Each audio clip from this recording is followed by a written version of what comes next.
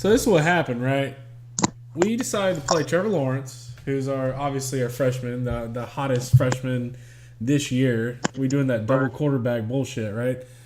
And spring training, Martavis Bryant didn't, or excuse me, not Martavis Bryant. Kelly Bryant did not look good at all. Right, so he looked like garbage. We first game of the year, he throws a dime, 40 yards, touchdown. Third quarter, we decide to play him. He runs it in for like 60 yards, touchdown. All right, looks like he's commanding the field, knows what he's doing, yada yada yada. We get to this game. First drive, Kelly Bryant puts it in the end zone. Boom, touchdown. We're up. We're feeling good, doing shit. Right. We decided to Right. put our boy Trevor Lawrence in there. Three, four, Play. five, six drives later. Now we're starting to struggle. Why are we starting to Oh, so, struggle? so you struggled after he threw the touchdown on the first drive? Because Yes, he, yes, he threw it to the house. He threw the touchdown his first play of the game. I yes. saw that. And so what happened after that was we started to struggle on offense a little bit, and we started to get a little worried. And then the second half comes around, and our fearless leader decides. And I personally said, "Look, I said it's Martavis Bryant's ball, second half." End of story. I was like, "You need to give him the ball. He needs to take this. He needs to go with it. Let him do his thing." And the first drive, Martavis Lawrence, or excuse me, Trevor Lawrence is out there. First drive, we stall, 3 and out, whatever. Kicks off. Rest of the ball game is Kelly Bryant. And I will say this: he went up there twice. It was like 3rd and long, 3rd and 8. He went up, called an audible on the line in the game, and converted both times. Like, he commanded that fucking field. I had my doubts, I'm not going to lie. Preseason, after the Alabama game, he got his ass whooped. But after that, man, recently, after that game, personally, like, he commanded the field. He did what he does. He was not playing around, and he got the job done. Like, it's his ball. Like, you're going to give Trevor Lawrence his reps here and there, but I think from here on out, you're not doing this quarterback split bullshit anymore. It's his ball. Let's go to the playoffs. Let's get this shit done. Okay. We struggled, dude. And then at the end of the game, did you see the end of the game at all? I caught. Let's see. Did you see the fumble out of bounds call we got in our favor? No. Oh my Jesus! So he almost scored, right? It was like a wide receiver over the middle. Fucking started to take it to the house. Our safety came over top, hits him at like the 5-yard line. He fumbles the ball and it goes over top of the pylon, right? And all of a sudden, there's all these reviews, and the initial call was fumble out of bounds, touchback, Clemson ball, and that would have tied the game up, right? And you're like, holy shit. Like, and then they get the ball back, they score, and they're 2 points away from tying the ball game up. And I'm like, you'd be fucking kidding me, dude. I was yelling. And it was one receiver. There's one wide receiver in our secondary that was killing us. And Brent Venables was still doing man-to-man coverage on this one wide receiver who caught 4 balls, one of them being the tying touchdown. We're still playing man-to-man on this guy. He has like a at least 6-inch advantage on our secondary, and we're still playing man-to-man on this guy. I'm like, are we fucking serious right now? What are we doing? I was so mad. Oh my God, we got out of there. We got so lucky with that call at the end of the game, dude. It was kind of like the Louisville game. Remember 2 years ago where he steps out of bounds on 4th down right before the first down marker? It was like one of those games. Oh, okay. Ridiculous, dude. It was stupid. It was crazy, man. It was nuts. But Dude, I also watched Florida State and Sanford had this guy named McKnight, dude, and it looked like Julio Jones. No way. For the season, bro. He was wide open. He caught the deep ball. He caught the over the middle ball. Florida State had no answer for this guy. And I tell you, Sanford could have beat. They probably should have beat. Yeah. They should have beat them. That head coach is going to get fired this year. Yeah, Willie Taggart. If they don't go to a bowl game this year, you almost didn't beat Sanford. I don't know if he's one and done. I mean, they would have to go like 4. They would have to go 4-8. I bet they will. No, they won't go 4-8. This garbage. They almost lost to Samford, Rod. I know, man, but to me, that's not because they're not good. That's He looks because scared. It's the the coach coaching. doesn't have them ready because Florida State's got talent. It's They Florida have State. great talent, but They're the always coaching gonna have- staff is scared. Yeah. You look at their They're- faces. Holy shit! Well, I mean, with to me, for coaches that always go to those predominantly one sport schools like coaching at Duke or North Carolina or Kentucky in basketball, or then coaching at Alabama or at Florida State or Michigan in football, fans want you to win right away when it's a new coach. New coaches always usually need about 2 years to get the players they want to fit the system that they want to use. So that first year, usually, unless you're Nick Saban and you're in Alabama, that first year is not always the best year. It really isn't. Now, sometimes you get lucky. If you got to be coaching at one of the top 3 schools, like maybe at a Notre Dame or at an Alabama or something like that. But usually, Willie Taggart, where was he last year? In Oregon? I mean, come on. They call it a Gulf Coast offense, quote unquote. You believe that? That's what bullshit? it is. I mean, that's, Gulf Coast offense. Get the fuck out of here.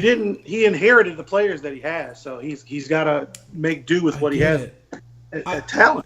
And honestly, he's got better talent than probably he can recruit at this point. Like, what are you doing?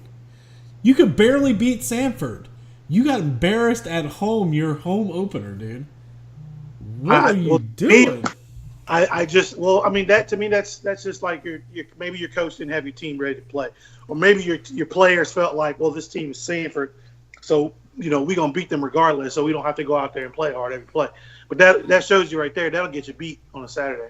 Anytime, dude. Anytime. Anytime. It'll get you beat. It'll definitely get you beat. Let me grab something. Give me like 2 seconds. I'll be right back. All right. What did I have this on the last time? I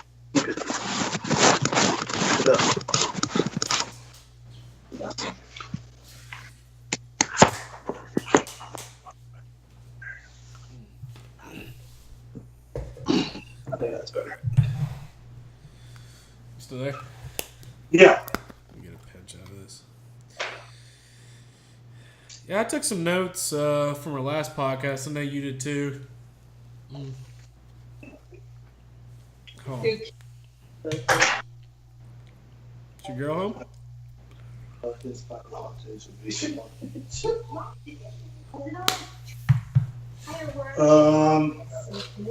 Yeah, I got my notes from the last meeting and the notes Okay. for tonight. Let's wait. I'll wait. I mean, Joel's. I don't know where he's doing right at this point. I guess you and I just kind of start going over some of the things I noticed, and I have like I got like 1 page of notes. And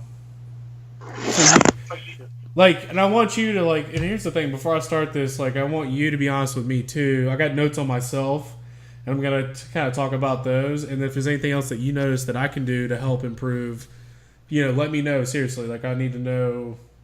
Things that I can improve on.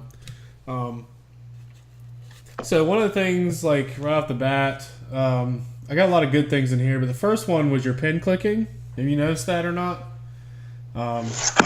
You're talking and you're kind of doing this, and I get it. I don't know if you need a fidget spinner or something I get you on. Okay. Well, I didn't know. Maybe I didn't realize that. Yeah, definitely. Okay. Yeah. I don't have a pen tonight, so it shouldn't be a problem. That was one of those things. The other things that I said was Rodney's very thorough, and you're good at explaining and talking. You're very clear when you do talk. You're very awesome. The one thing I like that both you guys do that sometimes I struggle with a little bit, I feel is that you guys are long-winded, right? Which it needs to be done in a podcast. You guys explain your thought very thorough, very, very well. I really like that. I think it's a really awesome job you guys did.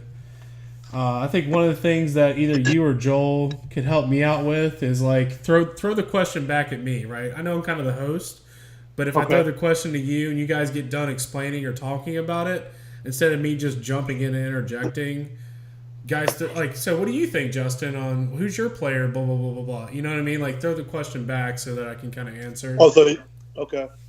That would help out a little bit, I feel like.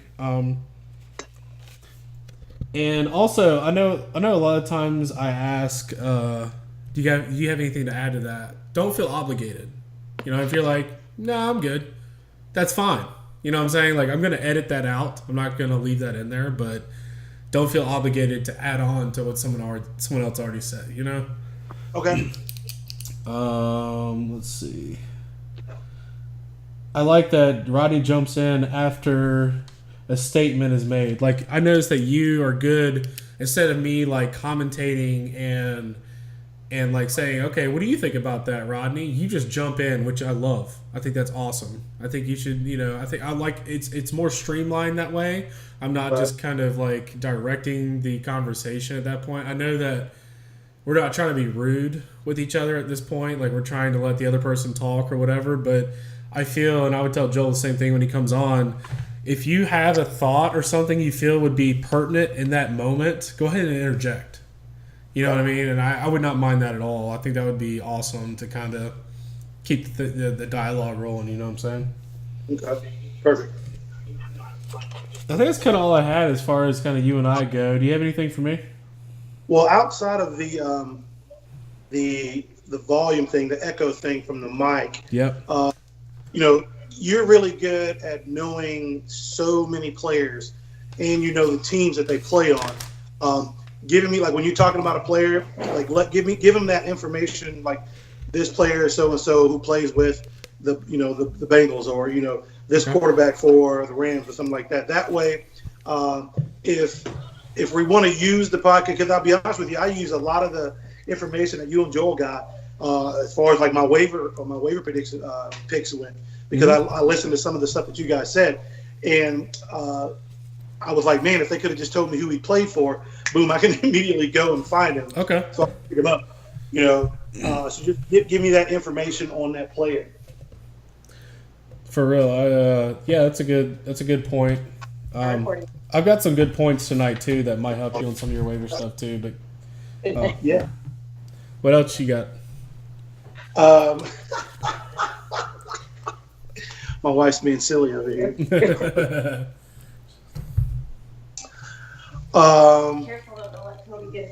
Gotcha. Another thing would be, like, I like at the end of or like during the middle of the show or during the middle of the podcast, just something to like follow back up on, like when we get to a subject, like say for example, we were talking about the Jimmy Graham thing last week. We'll be like, okay, we'll put a pin in that, or we'll put a star by that, and that'll be like something that we will on the next podcast just quickly. So how did that go? How did that work out? How did he do? It could be 2 thumbs up, could be 2 thumbs down, could be, throw him out with the trash, don't ever pick him again type scenario. Right. Like, something like that. Because I like everything that came back. Like when I love that, Joel was way against Jimmy Graham.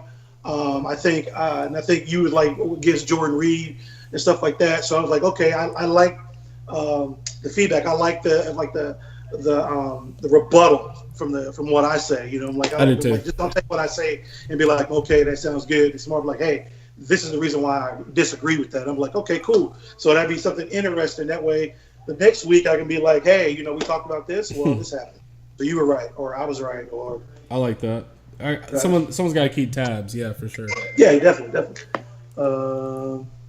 Okay, Joel. I'm seeing where he's at, but yeah, go ahead, continue. That's good. That's good feedback. Yeah, then that's pretty much all I got. The one thing that I do like, I like the me and Joel thing, man. We, the fact that he's a Cowboys fan, he's a Florida State fan. It's like every week, be like, yay! So how'd your team do? Yeah, I like that. Boom! They went 0-2 this week. They screwed the pooch, or something like that, or 1-1, or they went undefeated. I mean, because I'll be honest, do you have a pro team? Do you like a pro team? Are you like a Dolphins fan? Or? I'm a Houston fan because, and here's the reason is Watson. I mean, Deshaun Watson, obviously DeAndre Hopkins is also a Clemson product, But the biggest thing that stuck out to me as far as Deshaun Watson that just really took it over the top for me, in his first debut, right, he got his first game check, right? And the first thing he did with it, he spent the whole thing with 4 lunch ladies who lost their house in a hurricane. He donated every dollar to every one of those ladies in his lunchroom. And I thought, dude, this is the type of guy that not only can lead players on the field, but he's got such a good character that it's hard for me not to like this guy. Yeah, he's got like every Clemson player for some stupid reason has injury issues, but as far as it being on the field or off the field, I was thoroughly impressed, man. And from there on out, I said, you know what? I don't really have a pro team. I love Clemson. He just lit it up when he was on there, you know what I'm saying? But like not only that, but what's going on behind the scenes, and they did a little blurb on it, on TV, and it was nice, but people kind of forgot about it. But he's got good character. He's a great athlete. He's easily coachable. Every coach from the NFL to college told them, look, he's easily coachable. You can coach him.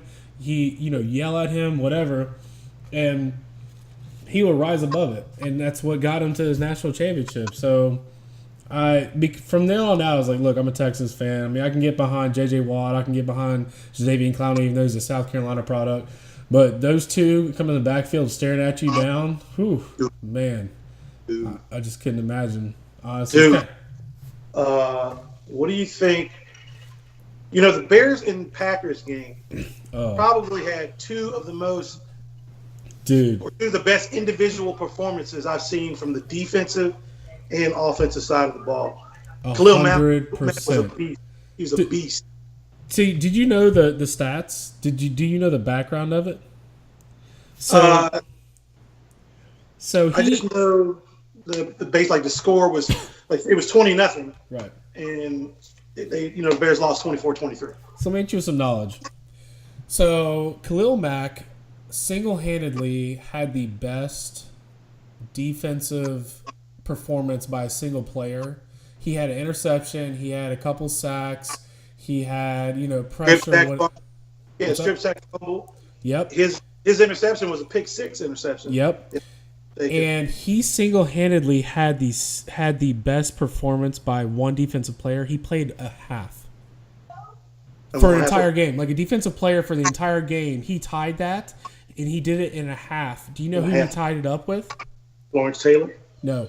He tied it up with himself when he was at Oakland. He single-handedly has the two best defensive performances. One of them he did in a half because they were not going to play him the second half. They completely scripted him for one half, and you're out of there. He did it in a half. Like, they traded 2 first-round picks, paid him $100 million. He's worth every fucking penny. And that Chicago defense, I'm not going to lie.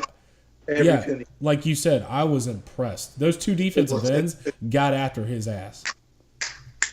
And, he probably would have been the MVP of the game if number 12 didn't go into the phone booth and put on the Superman cape and come back out at halftime and was like, fuck my knee, I ain't losing this game.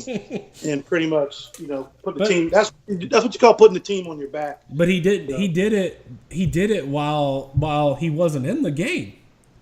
Khalil Mack wasn't in the game the second half. Mm-hmm. Wait until 2 weeks from now when they start getting him in the entire game. Oh my God, they're gonna wreak havoc. Possibly, but it's still. It's Aaron Rodgers. He practically did that on one leg. Regardless of who's out there, who isn't out there, he was practically on one leg. And what I don't get, the defense knew he was in the shotgun. No one was in the backfield. He wasn't gonna move around the pocket, and you still got torched by him. You did. How? Like if you're the coach, do you play Aaron Rodgers next week? You play Minnesota. It's a division game, yes, but it's early in the season. It's a good question. If I had to guess, here's the thing, and this is the only reason I say yes, is because number one.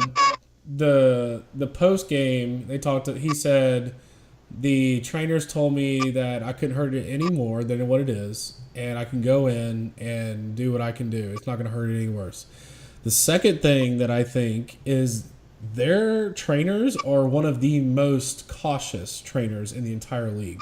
So if they thought for a minute that it was going to make it any worse, they weren't going to put him in. They paid him $100 million. They're not going to pay him. They're not going to get him in there if they think that he could be out for the season if I put him in for a couple more plays. They're just not. So, my thing, did you see the way he looked when he was on the cart when they were taking him off? He made this his head went down. He took the hat off, so it made me think that the worst had happened. So I don't know if they would it's partially torn, if it's a severe sprain, is it a dislocation? You saw the play. You tell me what you think. I think he tore it. I think it's partially torn. Just for the simple fact of how he was moving and how he walked off the field and how his reaction when he was sitting on the cart when he was carting him off. You could see torn? I think it's partially torn. Because if it was torn all the way, I mean, could you get back out there and play? No, he wouldn't be able to play on it at all. No, he wouldn't be able to play on it. So I think it's partially torn, which is the reason why I think I agree with you. You said they said, well, you can't tear, you can't hurt it anymore because it's partially torn. So I mean, what do you do from there? Do you just brace it up and you play the rest of the week until your bye week? And who are some of the other? Let's look that up. What's his bye week first of all, and who else has played on a knee like that you can think off the top of your head?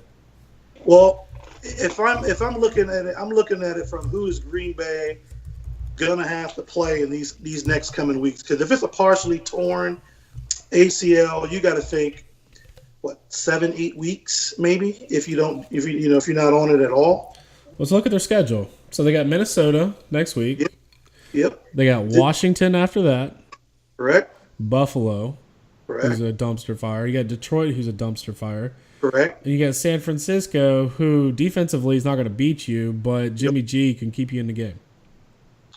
Yeah, which is what he did Sunday against Minnesota. He kept them in the game. You're right about that. So you figure week 2, 3, 4, 5, 6, 7. Seven's a bye week. I just looked it up. 7's a bye week. So you got Minnesota, Washington, Buffalo, Detroit, and San Fran. That's their next 6. And then when you come off the bye week, you have the Rams. New England, and Miami. I think you could. Could you possibly have a chance with Deshaun Kaiser at quarterback in beating the Skins, the Bills, the Lions, the 49ers? Yes. If it were me, I would sit him out next week. You're not going to fucking play him against that defensive stout Minnesota. You can play him against Washington. I'm not saying you're win or lose, but, you're not going to squash him and smash him like those two defenses will. You got Buffalo, Detroit, San Fran, and then you got a bye week, and you sit him during Los Angeles, depending on how his knee is. If his knee's fine by week 8, you play him against Los Angeles. If not, you play him against New England, Miami, Seattle. Here's the thing: what do you need to win in this division to go to the playoffs? Well, you need a good quarterback.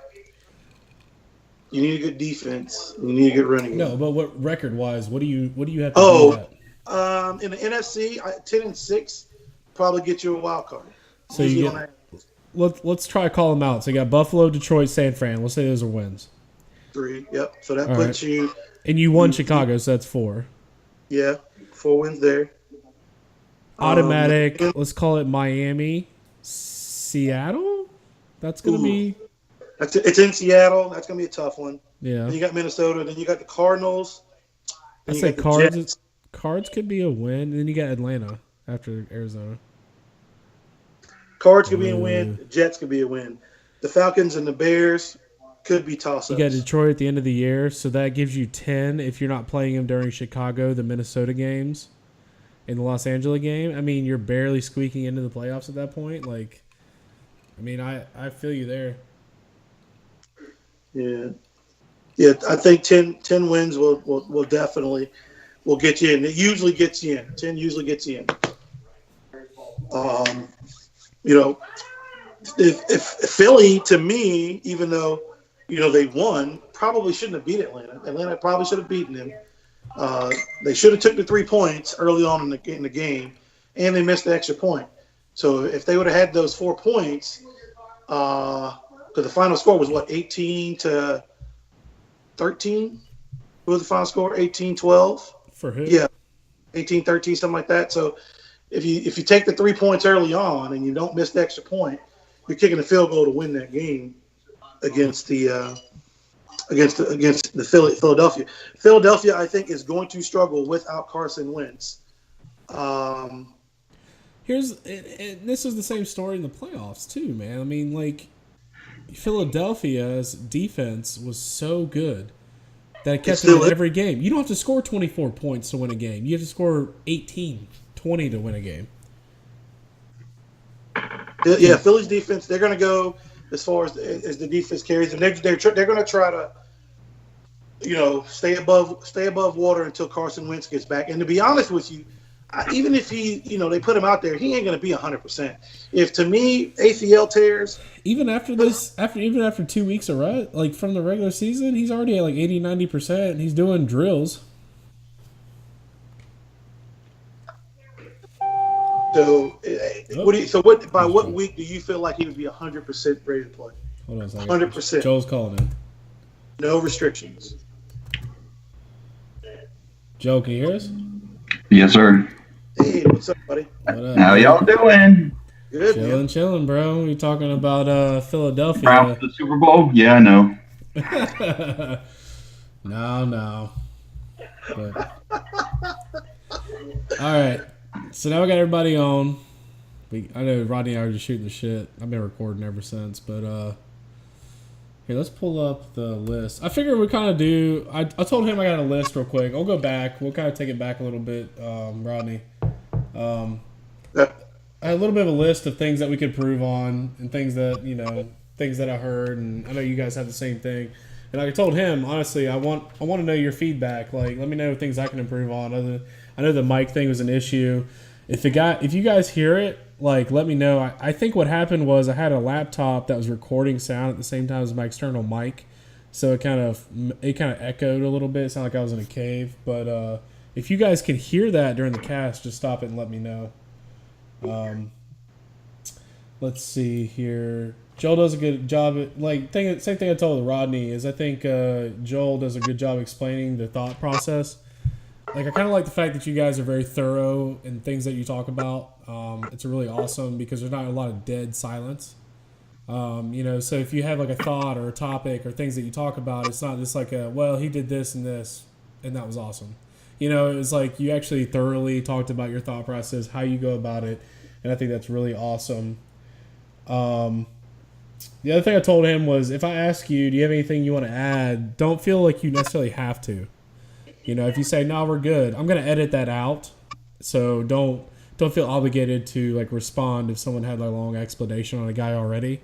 If you agree with his points and you don't think there's much else to add, don't feel obligated. Let's see. And probably the only other biggest thing that I kind of told him was throw the question back at me. Like, if I kind of get you on a topic and I ask you a question, if you're the last person other than me, go ahead and chime in and say, or there's two things, I'm sorry. So there's that one where he says, hey, Justin, who do you think should blah, blah, blah, blah, blah. The same question back to me. That way I can kind of respond and it kind of flows a little bit better. And I think the very, very last thing I had was if you have a topic or if you have something to say while someone's talking, go ahead and chime in or chime in right after it. Don't wait for me to kind of guide the conversation. Don't wait for me to say, hey, do you have anything to rebuttal on it? Like, go ahead and just chime in. And Rodney did a pretty good job of it last week. But like, if you have something to rebuttal with him or to say, go ahead and say it. Let's get a flow going. You know what I'm saying? So those are some of mine. Do you have any notes or anything from last week? Did you listen last week? Who, me? Yeah, Joel, you. No, I actually haven't even listened to it. Oh, okay. Sorry. No worries. So those are a couple of things that I noticed. So couple of things I was telling Justin about.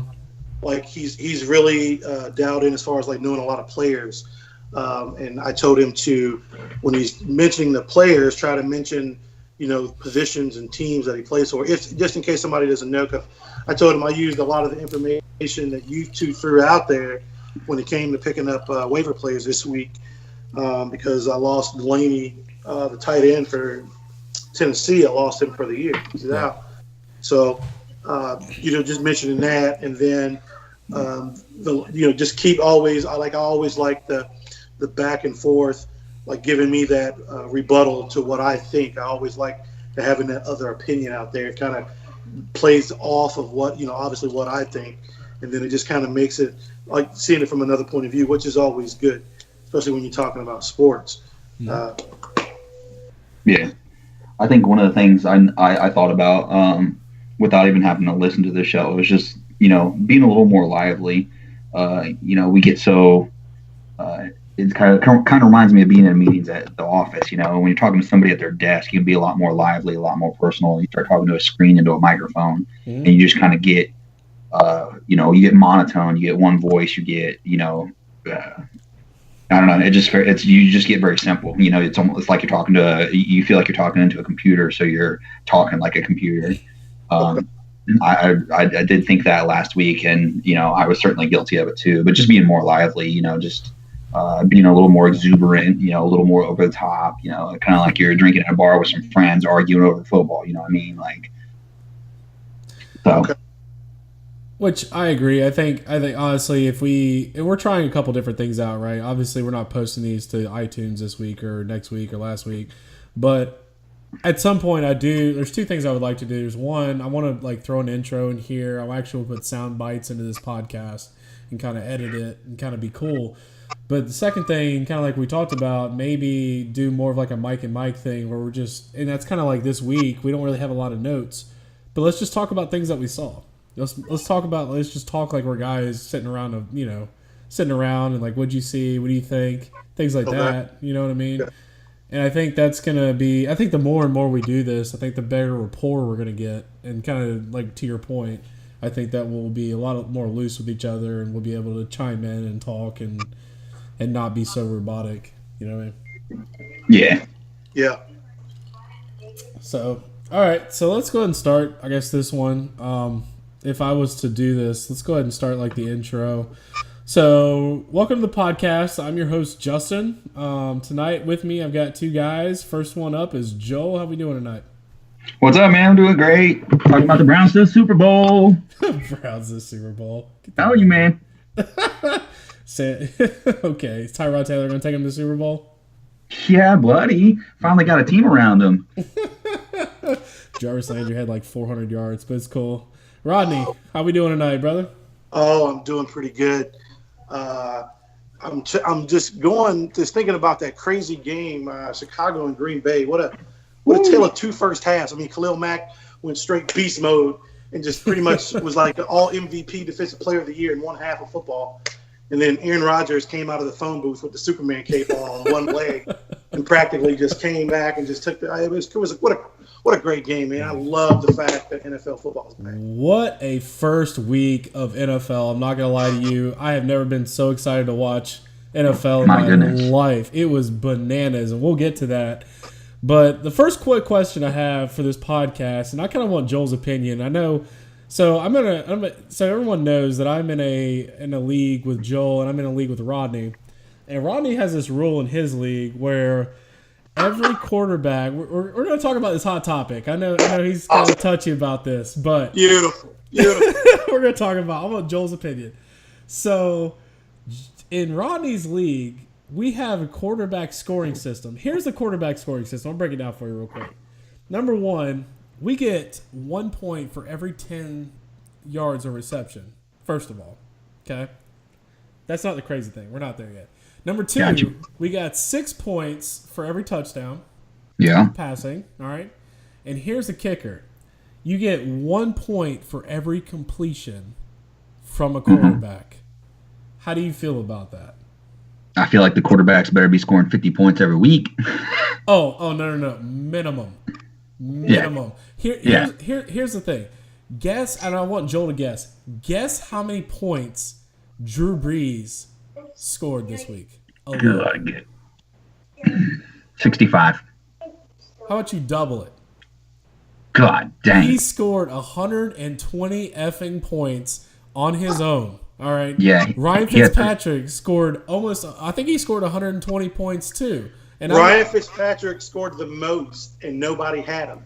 He was on the waiver wire. So he scored the most in our league. So here's the question to you, right? Like, how do you feel about that? Because my opinion, and Rodney and I are going to give our own opinions, because obviously he set the league up. He's commissioner. He's commish. He can do whatever the hell he wants. And I just had an argument, but what is your thought process on scoring 120 points by one player? Well, it certainly changes the game a little bit. I mean, quarterback's already kind of an important position because really about the top 12 every week is really only going to get you the satisfactory points. There's a pretty big drop off in numbers after that, and then after that, and even including that 12, the last 4 of that probably are interchangeable every week. And the 8 above that, or maybe the 5 top tiers, are all can kind of fluctuate. Who gets 1, who gets 4, who gets 5. You got your standard guys, just like this week, man. Ryan Fitzpatrick threw in there. You still had Brady and Breeze and Aaron Rodgers doing what they do, but you had Ryan Fitzpatrick be the number 1 guy overall. I mean, who saw that coming? What a game! Holy cow! But it's like any other league. There's going to be things in there that you may not necessarily agree with or like, but it's also what makes fantasy football interesting. My wife plays in a work league that the guys, they don't play any flex. They have like 4 spots for wide receiver and tight end. They have 3 running back.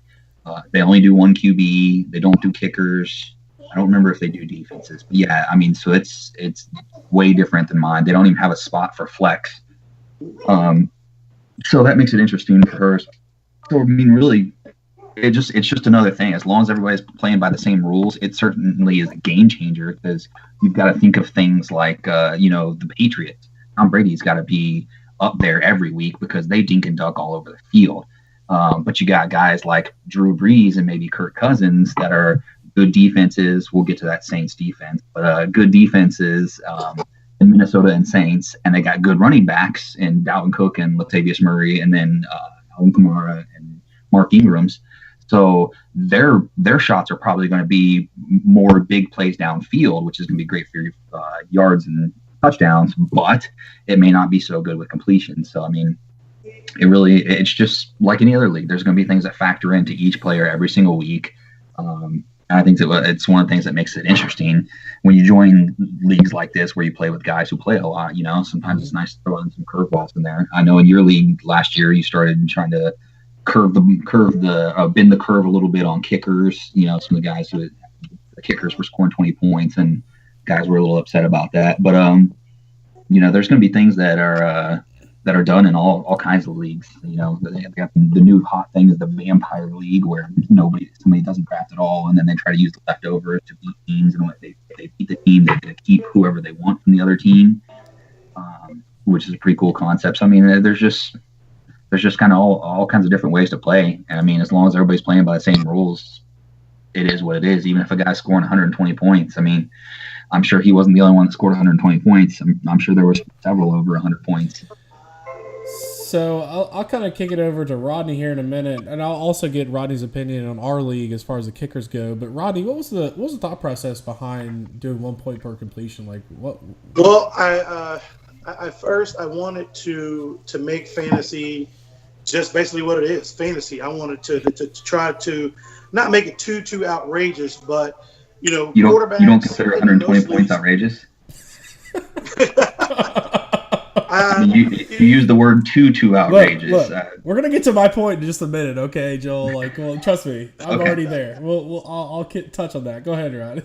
But yeah, I mean, I wanted to give them the full 6 points for their touchdown passes. You get 2 points taken away for throwing 1 interception. So I was like, okay, well, how can I make this, a little bit more interesting? So I was like, okay, I'll give a point per completion. Now, and I did that with the mindset thinking that quarterbacks would probably, if you think about the thought process, quarterbacks could go a little bit earlier in the draft. So, which means picking that second quarterback is going to be key, because you could have really two good quarterbacks. And if they're in the top 5, you can play them, you can interchange them from week to week. Now, Joel brought up a good point. Some of the quarterbacks who dip and dunk down the field, yeah, they're going to benefit from that. But, they might only throw for like 250-something yards and may have 30 completions. So they may not get the points on the yards, but they'll get the point on the completions. And I feel like the Drew Breeses, the Aaron Rodgers, even the Matt Staffords and the Matt Ryans, they're going to put their normal points up every week anyways. You might even have Roethlisberger putting up, a big, huge number because I think he put up like 2 400-yard games last year or something like that. So I just wanted to make it to where, the quarterbacks going head-to-head every week would be really, really, really, really powerful. That way, if one of your studs didn't show up that particular Sunday, it doesn't bury you, in a chance from winning. Now, I tried to go back, and we did this democratically because we're a democratic nation. So we took a vote. What we did, we took a vote to see if we should go back and change it. And the majority ruled to go back and take off the point per reception. So I tried to do that. But when I did that, it changed all the scoring that had already previously happened in the week. Even after the final scores were in? Even after I will agree. Okay, I did that yesterday. I didn't try doing it today. Okay. Because I had because obviously couldn't do it on yesterday because of the games on Monday night. Right. I tell you what I will do. I will, after this podcast is over, I will go in and I will see if I can change it. If it doesn't change the results from the previous week. Okay. If it doesn't change the results of the previous week, because I am a listening commissioner or I am a fair commissioner, I will take that off. He's no Roger Goodell. The public has spoken. The public has spoken. I am the people's champion. I am for the people, by the people. So I will do that. 4 scores and 7 years ago. Yeah, 4 scores 7 years ago. I'll make that change. It was just, I tell you what, though, it was fun watching these quarterbacks put up triple-digit numbers, and it was crazy. No, it was crazy. I'll admit. Like, here's my thought process, right? Like, at first, I was kind of for this. I'm not going to lie. At first, I was like, okay, this is kind of interesting. We'll kind of see how it goes, and kind of what Joel said. There was only 2 quarterbacks that hit triple digits. I'll admit that. It was Ryan Fitzpatrick, and it was literally Drew Brees. Now, any given week, I will say that, like, yeah, Drew Brees could go off for any given week. Ryan Fitzpatrick could go off for any given week. Any shootout is going to go off for any given week. Could go for 100 points, 120 points, whatever. The problem that I have is not about who I drafted. Now, I can string quarterbacks all week. And here's the thing is most of the quarterbacks were between 60 and 80 points. I would say all but 2 of them were between 60 and 80 points. And that's great. That's fine. My problem is those people who scored 120 points against the opponents, you look through the league, some of the players, I'd say about 4 or 5, it's a 12-man league, so I'd say about 4 or 5 of the players only scored like 130 points total. Right? Lord. So my thing is like if a team only scores 130 points and someone else's quarterback goes for 120, that's not fun. Even it did not happen against me. I will say this. Did not happen against me. I actually won in his league this week. But I don't think that a quarterback should be able to completely outscore the opposing team's complete offense, regardless of who it is. And I know it's funny, right? Ryan Fitzpatrick, who would have thought? But 120 points, man. I'm telling you, if I'd have known that going into the draft, I was a big guy on, hey, wait and see. And, I was picking up quarterbacks in the 9th, 10th round. I'm telling you, if I win that league knowing that guys were 1%, 6 points touchdowns, 1 point per completion and 1 point every 10 yards, I certainly would have been in the first 3 rounds, probably taking an Aaron Rodgers or Tom Brady.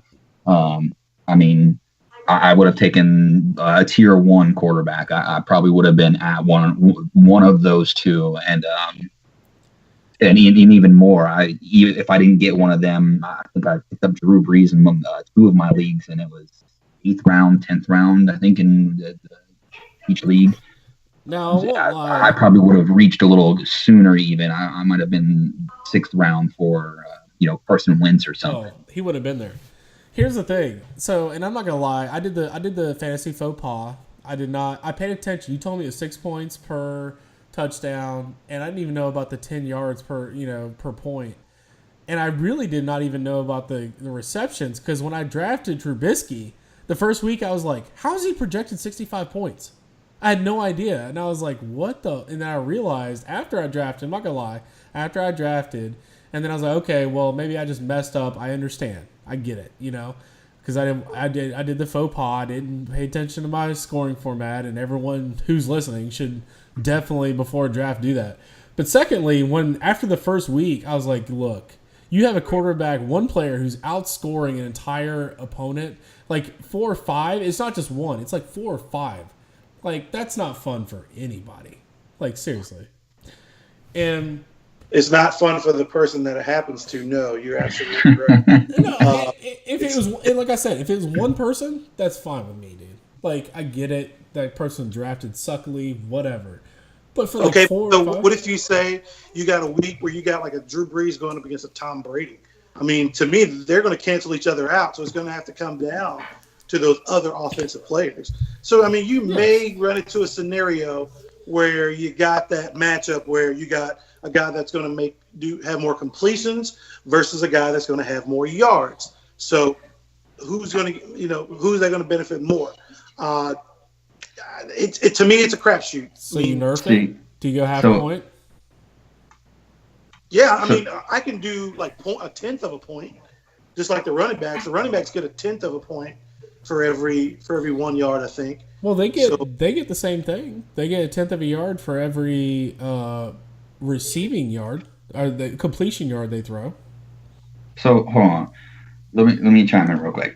Mm-hmm. So I think if you voted on it and you've decided to make some changes and maybe nerf that down a little bit, then maybe there's some tweaking you can do, and that may not be a bad idea, especially if the league agrees on it. But I know Justin's saying that it's not fun when one person's outscoring the whole team, but it happens in any given week that things like that happen. For instance, in my league, me and Justin beat me like 154 to like 91.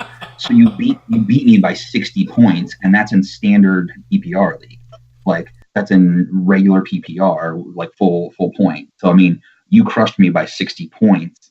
So I mean, blowouts are gonna happen. Just imagine if I had 1 point for every completion, it would have been like 150 points. Who'd you have? Mike Evans? He had Drew Brees because I have another. I had Breezy. Hold on. I'll pull it up real quick. Give me 2 seconds. Hold on. Yeah, I know Drew Brees in half point scored 36.6. So I didn't score less than 120 points in any league, and that's standard PPR and anything else. So I had 154 points versus Joel's 91 points. I had Drew Brees, Saquon Barkley that went for 106 yards and 1 TD. I had ridiculous. James Conner, right? Who I have Conner in every league, by the way. He scored me 31.7 points, the second highest scoring running back. He showed up big time. Mm-hmm. He showed up big time. I got Odell Beckham. Had me 111 yards, 11 receptions. He had a great game. No touchdowns, though, but a great game from a yardage standpoint. I had Mike Evans, 7 receptions, 147 yards. Balled out. And real quick, to shut you guys, just real quick, you're good. The bonehead play or the bonehead drop of the year so far right now for me is I drafted Deshaun Jackson and dropped him the second day after I looked. I think I might have picked up Jordy Nelson or somebody. I had Deshaun Jackson in the league and I dropped him. It's not a bonehead though, dude. Honestly. Yeah, I think it's going to be an outlier game. Him and Ted, I put him and Ted Ginn in the same thing. Ted Ginn had a great game. I think he scored like 17, 18 points, in half point PPR. And I mean, Deshaun Jackson's going to be a crapshoot on when to play him. Same with Randall Cobb. Randall Cobb had a great game this week. But if you look over the last 3 years, he had 142 yards and a touchdown. Over the last 4 seasons, he's been in the 80s and 90s in receptions, in the like 400 to 600s in yards, and then in the like 5 or 6 of touchdowns. So he's already, I mean, statistically speaking, if we go by his like average over the last couple of years, he's scored almost a quarter of his yards, and he's scored like a third of his touchdowns. I mean, it kind of it's going to be a crapshoot. There's going to be games where Randall Cobb has 30 yards and no touchdowns. So, and I think that it was an outlier game. So bonehead for the first week maybe, but well, here's the thing, right? As far as Randall Cobb goes, so you guys know, Randall Cobb, and there was a stat I heard earlier today on a podcast that majority of Randall Cobb's production comes from when Aaron Rodgers in the shotgun. After he got his leg hurt, he was in the empty shotgun, and that's where it happened. And yes, Randall Cobb made shit happen on one play. Right, it was a slant pass over the middle. He beat like 2 people for a touchdown. But going forward, if they're still putting him in the shotgun because of that knee, honestly, I'm half tempted to trade Devontae Adams at this point. Oh, wow! And I would. I'd shoot for both. I actually am shooting for both. I have Adams in 2 leagues. So, who are you going to try to pick up for? Cobb. I'll stick Cobb in. Dude, I would stick Cobb. I would stick Cobb in my flex and start Adams. You would actually double up. Yeah. Oh yeah. I did it last year with before he got hurt. Alshon Jeffrey and Nelson Aguilar last year, and it worked quite well for me. I did it, I think, 2 years ago with Andrew Luck. I did it with T.Y. Hilton, and I think Dante Moncrief was the other guy. Both the Indianapolis receivers. I doubled up. I mean, if it's a really heavy passing offense with a good quarterback, I don't mind doubling up on 2 guys, because majority of the weeks, statistically speaking, the 2 are gonna balance each other out to score more than they would if you had 1 on each team. If that kind of makes sense. Like 1 week, Devontae Adams is gonna have 2 touchdowns and 100 yards. The next week, he's gonna have a touchdown, and so does Randall Cobb. But Randall Cobb's gonna have 140 yards. They'll balance each other out. They don't really have. I know Rodney likes Jimmy Graham on that team, but hell, honestly, if I was Rodney and I was a big fan of Jimmy Graham, and let's say I drafted Jimmy Graham, I'd start all 3 of them. Like you know what I mean? They're gonna eat. They're all gonna eat.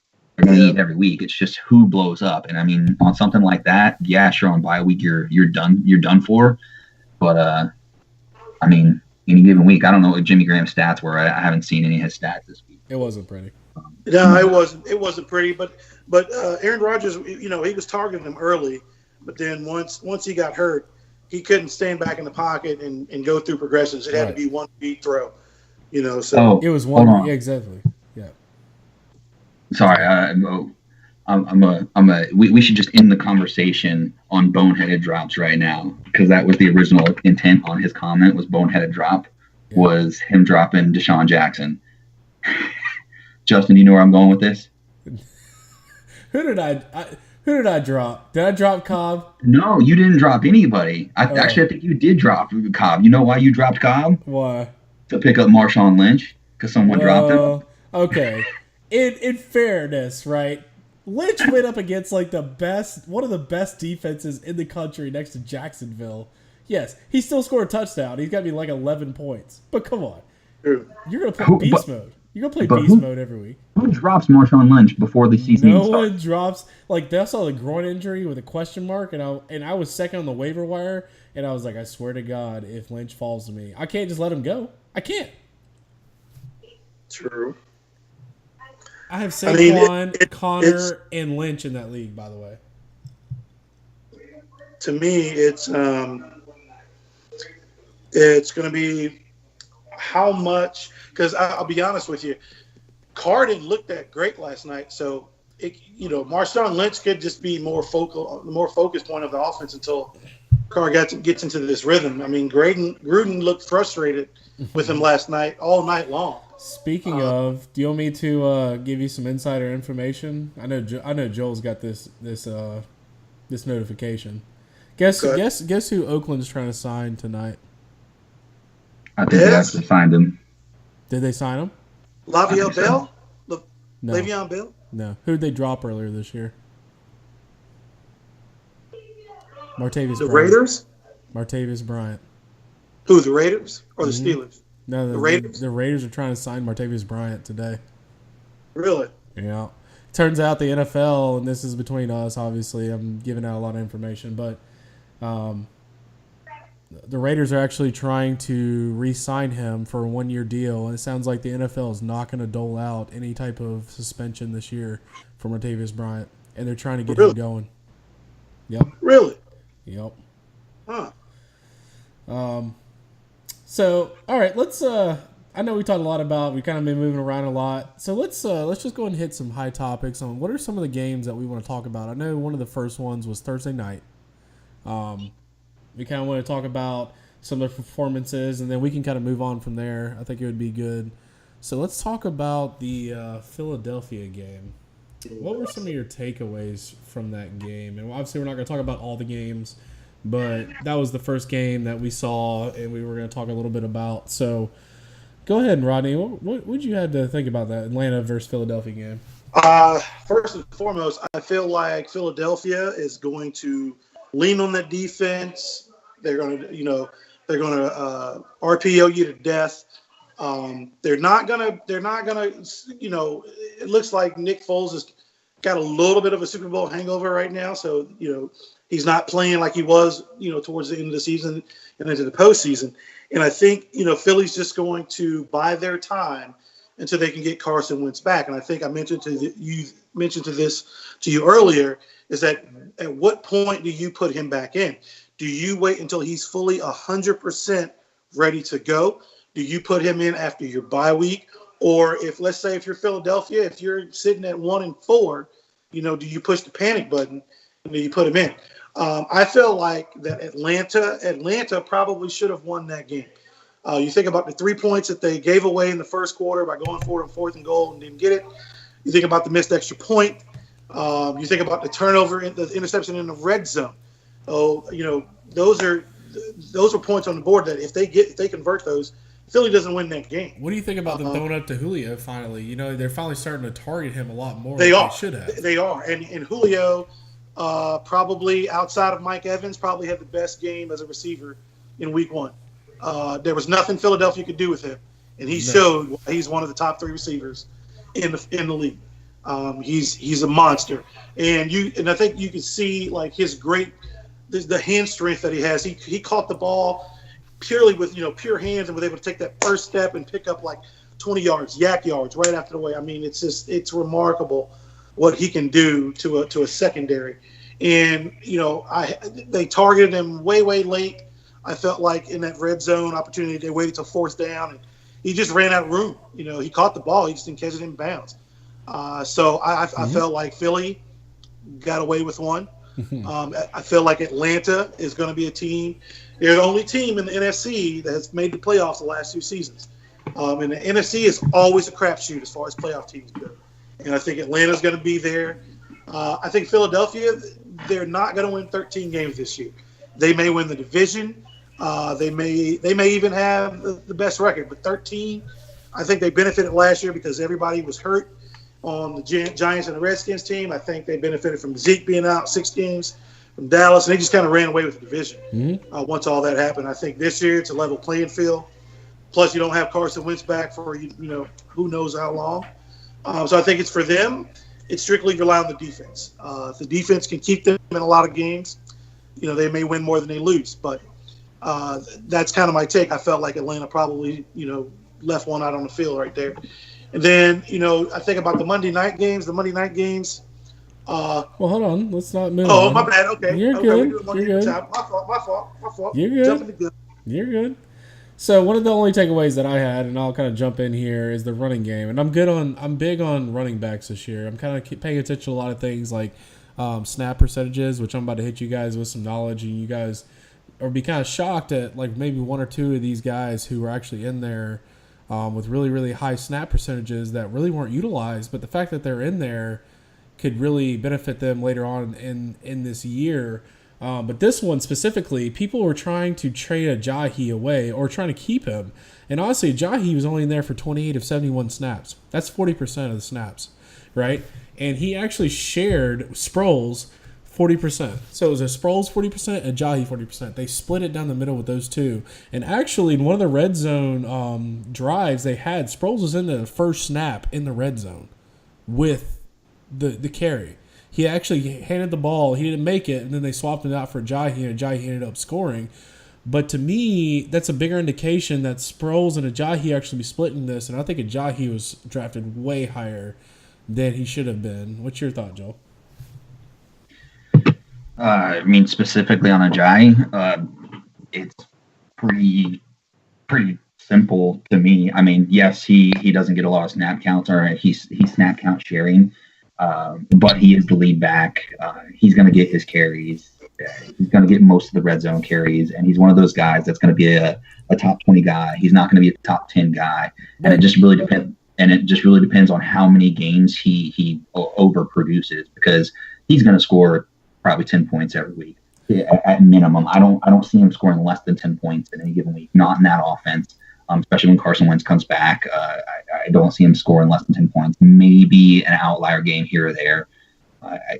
So, I mean, I know he's splitting time with Darren Sproles, but Doug Marrone even said after the game that Ajayi was going to get more carries because he did show a lot of talent in the passing game for, once. Let's just say that. So, I mean, do I think he was overdrafted? Yeah, maybe a little, but I still think he's going to be a top 20 guy with the potential to have a breakout week.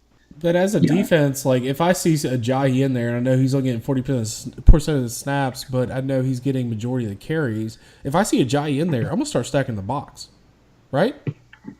Well, maybe. I think when you could probably take that approach, but I've seen them, use him in those RPO options where they throwing it out to him on the side, hitting him with some screens and things like that. Now I know they probably prefer Darren Sproles in the passing game a little bit more, and Ajayi more your power back. But it has to be a situation where I think both of those backs have to be interchangeable, because you got to play both roles. You got to be able to run the ball. You got to be able to catch the ball out of the backfield. You got to be able to pass protect. So you could take that approach, but you throwing 8 in the box, that leaves the pass part of the RPO kind of wide open, and and I'd much rather take my chances than giving up a big pass play to Aguilar or to Wallace. Yeah, Mike Wallace. Yeah. I really think that the Patriots, or not the Patriots, see, there you go. I was going to compare the Eagles a little bit when it comes to play calling to the Patriots. They get creative in using guys, and I think that's one of the best things they did last year, and I think they're going to do really well this year. It's just getting creative with ways to use guys. Like you mentioned, Darren Sproles was down in on the first red zone play. Okay, because he's a capable runner. I mean, you can throw that wrench into your thing. I mean, when I compared him to the Patriots, I think Rex Burkhead had like 4 receptions this week, and Rex Burkhead, the carry guy, James White's the third down option, the pass catcher. And, they sent Burkhead out on a couple routes this week.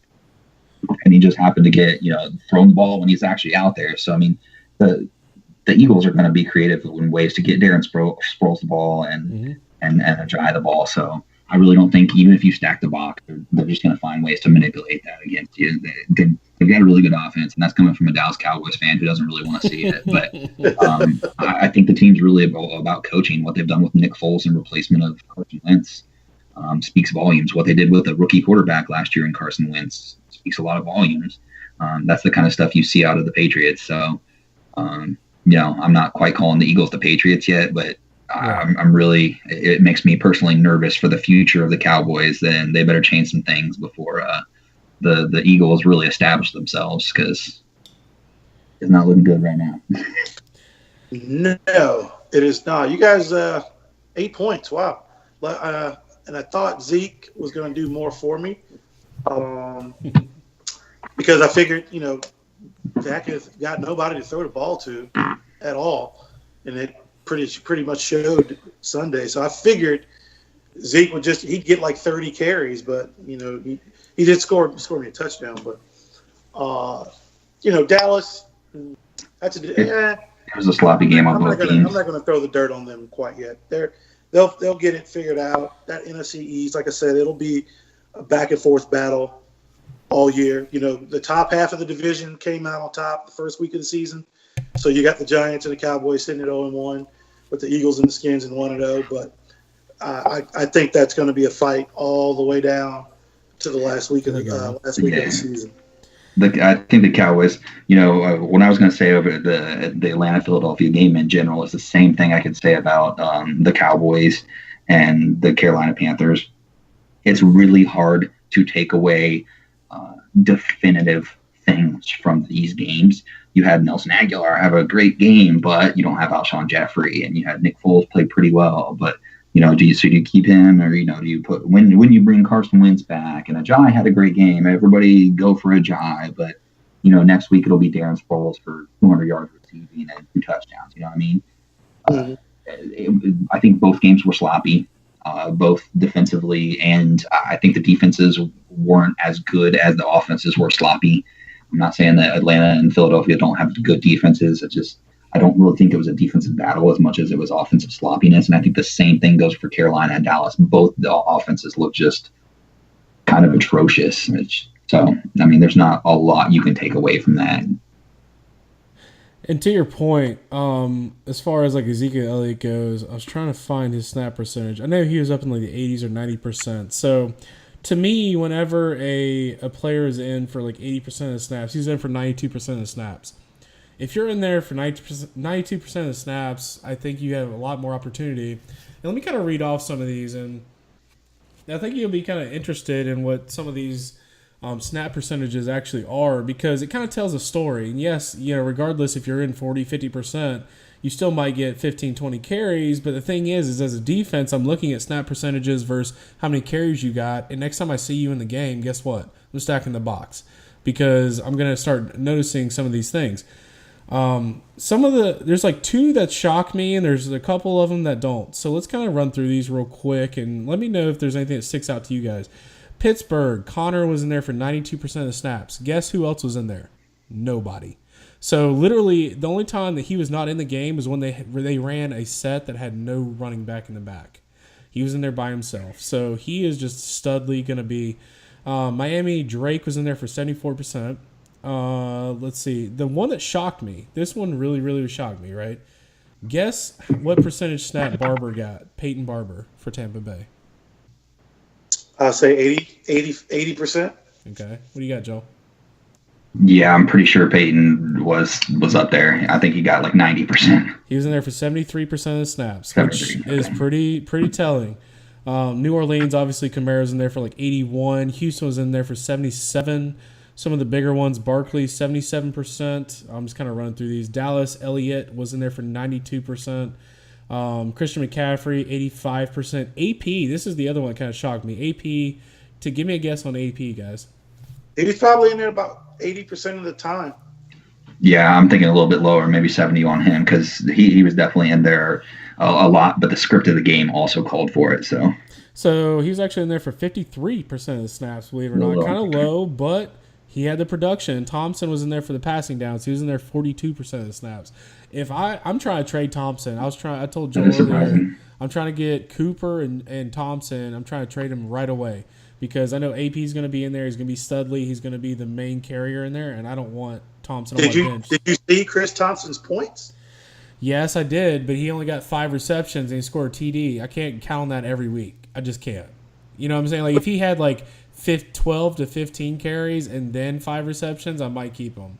But I think didn't he have over 100 yards of total offense? No, I think he had like 85 with a touch. So is that passing and rushing? I could have sworn he only had like 30 or 40 yards rushing. He had like very little. It was horrible. DJ was in there 68%, and then Howard was in there 71%. But yeah, as far as Washington goes, if I was anybody at this point, if I had Thompson on my bench, if you're in another league, I would 100% try to trade him this week, because AP is going to be the goal line, is going to be the guy. Thompson in PPR might have some value. He might get 4 to 5 catches, so he's got that floor of like 40 yards, 50 yards. But, 4 or 5 points, but I can't count on a touch every week. He's probably going to get like 8 to 10 every week. Yeah. Possibly. I think he's a threat to take it to the house every time he touches the ball. And I think that the fact that the Redskins don't have that great of a defense, I really think, especially in a division where they have the Eagles and the Giants, I think there may be some games where they're playing from behind, and that's when Chris Thompson is going to have the blowout game. So if I was to have Chris Thompson, I would certainly have him on my bench most weeks until they were playing a high-powered offense where I thought they were going to be playing from behind. It was just like Jacksonville Jaguars and Blake Bortles.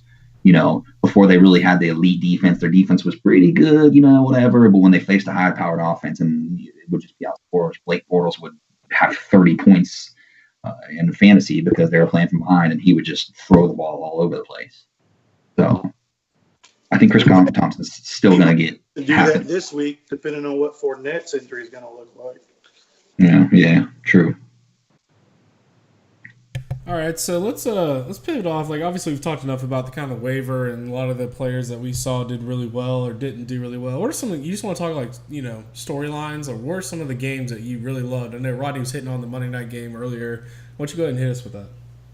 Well, talk about first play, throw that shit away, start over, hit the redo button. Because that's exactly what the rookie for the Jets, what's his name, Sam Darnold did. And he played, he slowed the pace down. I think that's the one thing for rookie quarterbacks, slowing the game down for you so you can make the reads, make the progressions. If you can do that, you can be successful. And he did that, I think, really, really well after throwing that pick six first play. Plus, it didn't hurt that Stafford threw 4 picks, and they gave up 167 yards of punt return yards to Andre Roberts, so, everybody else, defense, special teams helped out too.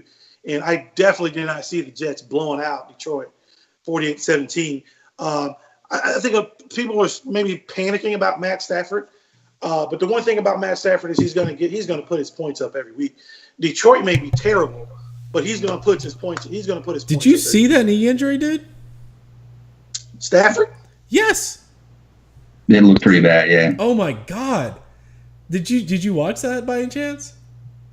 No. Oh my God! No, dude. It was gnarly, right? So I think it was his left tackle or somebody on the offensive line. He was like in the end zone, and he was going to throw the ball, and he stepped up and threw the ball, but his offensive lineman came up, stomped on his shin, and his knee went backwards. It looked like hyperextended. Like, it was gnarly, really? Bro. It was gnarly. And I'm not going to lie. Like, I think Stafford, even last year, he played hurt most of the time. He came out there limping. That dude is one of the toughest MFers I've seen play a football game, honestly. Like, it was gnarly. So did he finish the game? Oh, yeah, he did. I think they pulled him eventually. He went back in, and they pulled him eventually because they were getting blown out, too. So. Wow. Dude, it was straight gnarly. Yeah. I think something even more gnarly from that game was the look on Detroit's coach's face about halfway through the fourth quarter. I swear, at one point, I saw him pull a cell phone out of his pocket, dial Bill Belichick's number, and ask him, "Can I please come back? I don't want to do this anymore." Stop it. Pretty sure that's on video somewhere. The Jets had the plays. They were talking about the Jets said something like, "Yeah, we knew what they were calling, we knew what they were running even before they lined up." I was like, "Okay, yes. All right." Yes. Yeah, because they didn't change any of their call signals from last year. So, but I mean, that's you got a first-time head coach in there doing first-time head coach things. That's what I said. True. That's true. And the record of all the starting head coaches, right? 0-7. They went 0-7. They went 0-7 this week. That's a Gruden Gruden. Well, he could have just asked his brother starting losing the first games of the season. So I was just happy that the Skins was able to get their win on the first win of the season. They've been 0-4 under Gruden, so we needed to start out fast. So we got. So one of the things that I'm not gonna lie, I guess I'm just giving you guys information. The other thing is, as far as defenses goes, 2 things Monday night stuck out to me. Obviously, Chicago with Khalil Mack was just bananas, right? Chicago's stout. Gonna be stout. Beast. Hold on. Can we just hold off on that one a little bit? All right. So I think people are jumping the gun. I'm not saying that Chicago's not going to be a good defense, but there's a lot of people freaking out about Khalil Mack and Chicago's defense. But they held Rodgers in the first half, but like the most of the second quarter was with Brett Huntley, the backup quarterback for Green Bay, and that's when Khalil Mack was going absolutely ham sandwich on everybody. I mean, just eating like he was a starving orphan. It was bad, and that's when the defense did the most damage. But once Rodgers came back and they really went into that short pass. Short, quick passes. Okay, throw a bomb here, deep out route here. They really picked apart that defense. The defense, even though they knew what was coming, they just couldn't stop it. To me, that doesn't really scream like this elite defense. So I feel like, they have the makings of one, and I think they've done pretty well in the draft, and especially in free agency with Khalil Mack. I'm just not buying that they're this, oh my God, I need to go trade for them right now. You know what I mean? So just my 2 cents. But it was a great game. Justin, your mic's off. Yeah, your mic's off. Come on, I man. know. Hold on. So, 2 things. One, you know that Khalil Mack did not play a single snap in the second half. Did you? No, know? I did not. Yes. And the second thing, Khalil Mack literally had the second best defensive production from any player in a single entire game, right? As far as strip sacks, interception, complete sacks, everything. You know who he tied? Lawrence Taylor. Him. That's what I said. Rodney said the That's same what I thing. said. No, he tied himself when he played at Oakland. And he only played it in a half. He did not play a second half, not one snap. And that's the difference. Is because they game scripted him to only play a half of a game, and he literally did the same production as he did in the entire game in Oakland, and it was the best defensive performance from any defensive player ever. So I honestly think that between him and I don't know who the other defensive end's name is when they got after Aaron Rodgers at one time, but I think that they're stout, and I honestly, might look into that, because I'm telling you that, and here's the thing. The only thing that gives me gives me like a second guess as far as the fantasy production goes, in the playoffs, right? Weeks 13, 14, 15, sometimes 16, whatever. They play like Green Bay. They play Minnesota. They play some tough matchups, right? Think of the Jets. The Jets had, I know Detroit was a barn fire, but the Jets play Miami and Tennessee in the playoffs in your fantasy league. Tell me that's not juicy. Yeah, if you want to survive the whole year on them. I don't think the Jets. I don't think the Jets are a bad defense per se, but I think they're still they're going to have good games, but they're going to have bad games. I'm not holding on to the Jets defense an entire year just using the playoffs. Now, if say they got a decent matchup in the 14th week, or I guess if we're talking strictly fantasy, depending on when your playoffs start, if they've got a juicy matchup in like the 10th or 11th, and then they don't. maybe the 13th or something is really bad or something like that, then I might stash him as a bench. I did that last year with I believe Jacksonville's defense in one of my leagues. They played, I forget who it was they played towards the end of the season last year, towards the end of a fantasy season, so the 11th or 12th week. I actually stashed them on the bench and picked up another defense because I didn't want to drop them because I knew they had some good upcoming games. I mean, they were good defense anyways, but I knew I'm a big defensive streamer, except when it comes, if I can, I like to pick up people where there's going to be a couple games in a row, preferably. So week 13 they play the Titans, week 14 they play the Bills, and week 15 they play the Texans. That's playoff run right there. I don't know about the Texans, man. Yeah. If Deshaun Watson stays healthy. Right? Okay, so you got to figure if they're playing the AFC, sounds like they're playing the AFC South. So you got Jacksonville, the Colts, the Titans, and the Texans.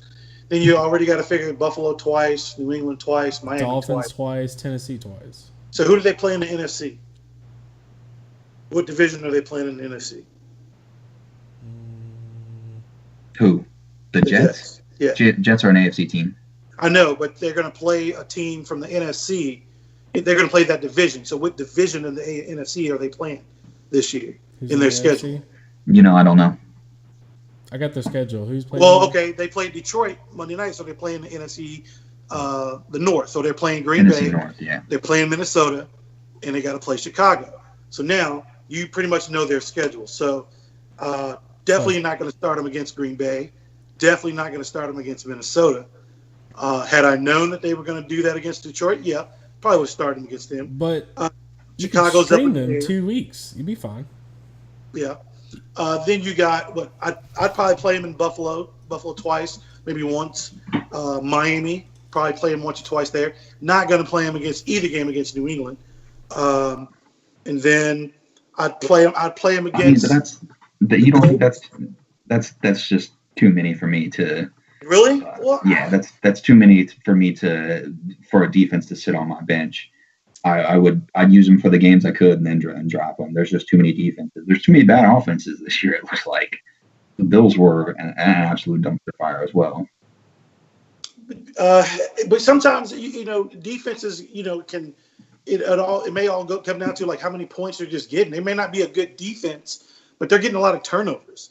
In the Jets, they picked up 4 turnovers last night, 4 picks, so they're already got the jump on most teams. So what if they're just one of those defenses that creates a lot of turnovers? Maybe not good. Maybe they give up 24 points a game, but they're getting like 3 turnovers a game.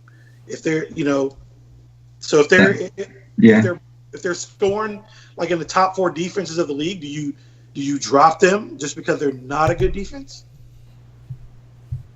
Depends on matchups. Yeah. If they have 2 or 3 weeks where they'd have to sit on my bench, I'm probably not hanging on to them. Yeah. Okay. So per se, if that's their schedule, let's say they play the Patriots, the Green Bay Packers, and then the Minnesota Vikings, I'm probably dropping them and hoping nobody picks them up or somebody picks them up and then they get crushed by somebody and they're like, oh, forget them. That's just my reason. I'm a big dreamer guy. I think the only times I've regretted dropping a team was, I think Jacksonville's defense. I think I regretted that last year. I had them in a different league than the one I picked them up towards the end of the year. But I had them in another league, and I played them the first week, and they got, I want to say, beat by somebody pretty bad, and then they had a rough matchup the second week, and I dropped them. And the rest was history because they were a great fantasy defense to have all year, even against good teams. But anyways.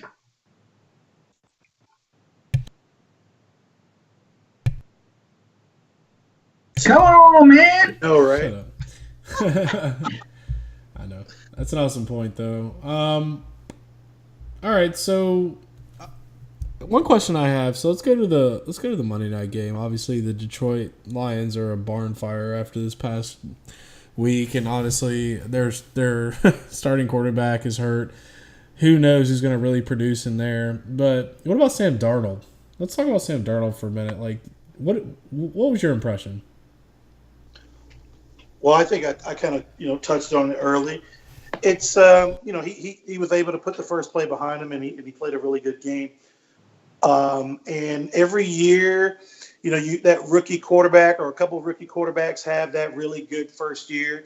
RG3 had a really good rookie year. Luck had a good rookie year. Watson had a good rookie year before he got hurt.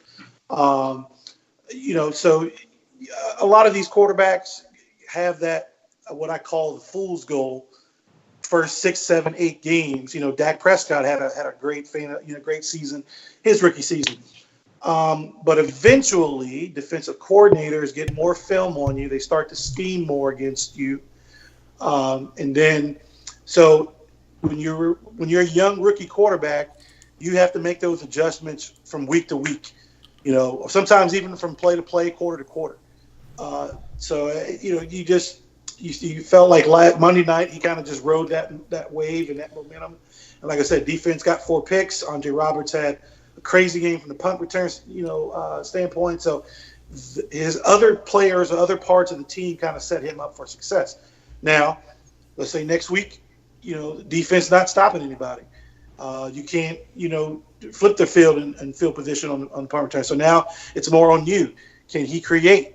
Can he, convert the big third downs to keep drives moving? Can they score in the red zone? All those things. So I'm not going to, label him the great Sam Darnold just quite yet. It was just week 1. So, let's see about 4 or 5 games in. Let's see what he does. But a great start nonetheless. I think it's typical overreaction. Everybody just slow down. It wasn't even a great game. It was a decent game. It was efficient. Quarterback. He had 2 interceptions. I mean, I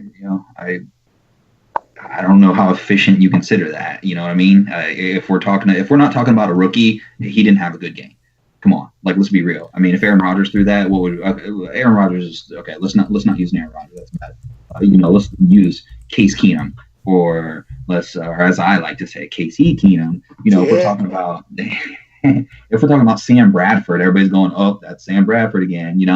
I think it was an average team at most, and I think it's just an overreaction at this point. I honestly feel bad for Sam Darnold because I think he may be a victim of overhype, and I think he may play decent enough that the Jets and Jets fans and the organization are going to just keep on that hype train, until we get to year 3 or 4, and it's going to be a contract year, and he's doing the same things, and then everybody's going to be calling for them to trade or draft somebody else, and even though he may be showing improvement, or I'm not sold on Sam Darnold yet, and nothing that I saw told me that this is going to be he's going to be the savior of this franchise.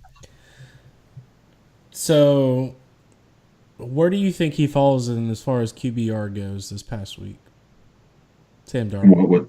What was his QBR? No. Not what was his QBR. As far as the top, let's say 20 QBs, what number do you think he falls under as far as QBR goes? Like, what position? 12 or 11. Between 11, 12, 13. Not top 10, so right after. What do you think, Joe? I mean, I don't even know his full stat line, but I would play the game maybe 65% or 65. No, but what's as far as the top 20 goes. What position was his QBR? Yeah. Oh man, we had some tough things going on. Rodney said 12. I'll take. I can't put him in a 10, so I'll take 15. How about 3? What? He had the third highest QBR this past entire week. Ryan Fitzpatrick had number 1 at 97.5. Drew Brees had 91.8, and Sam Darnold came in at 84.2. He actually threw, I think it was over 100 QBR after the first pick, to be honest with you. And like I said, I didn't know his full stats, so I wasn't sure what his completion. I mean, what was his completion percentage? Because that's a big part of QBR. So I mean,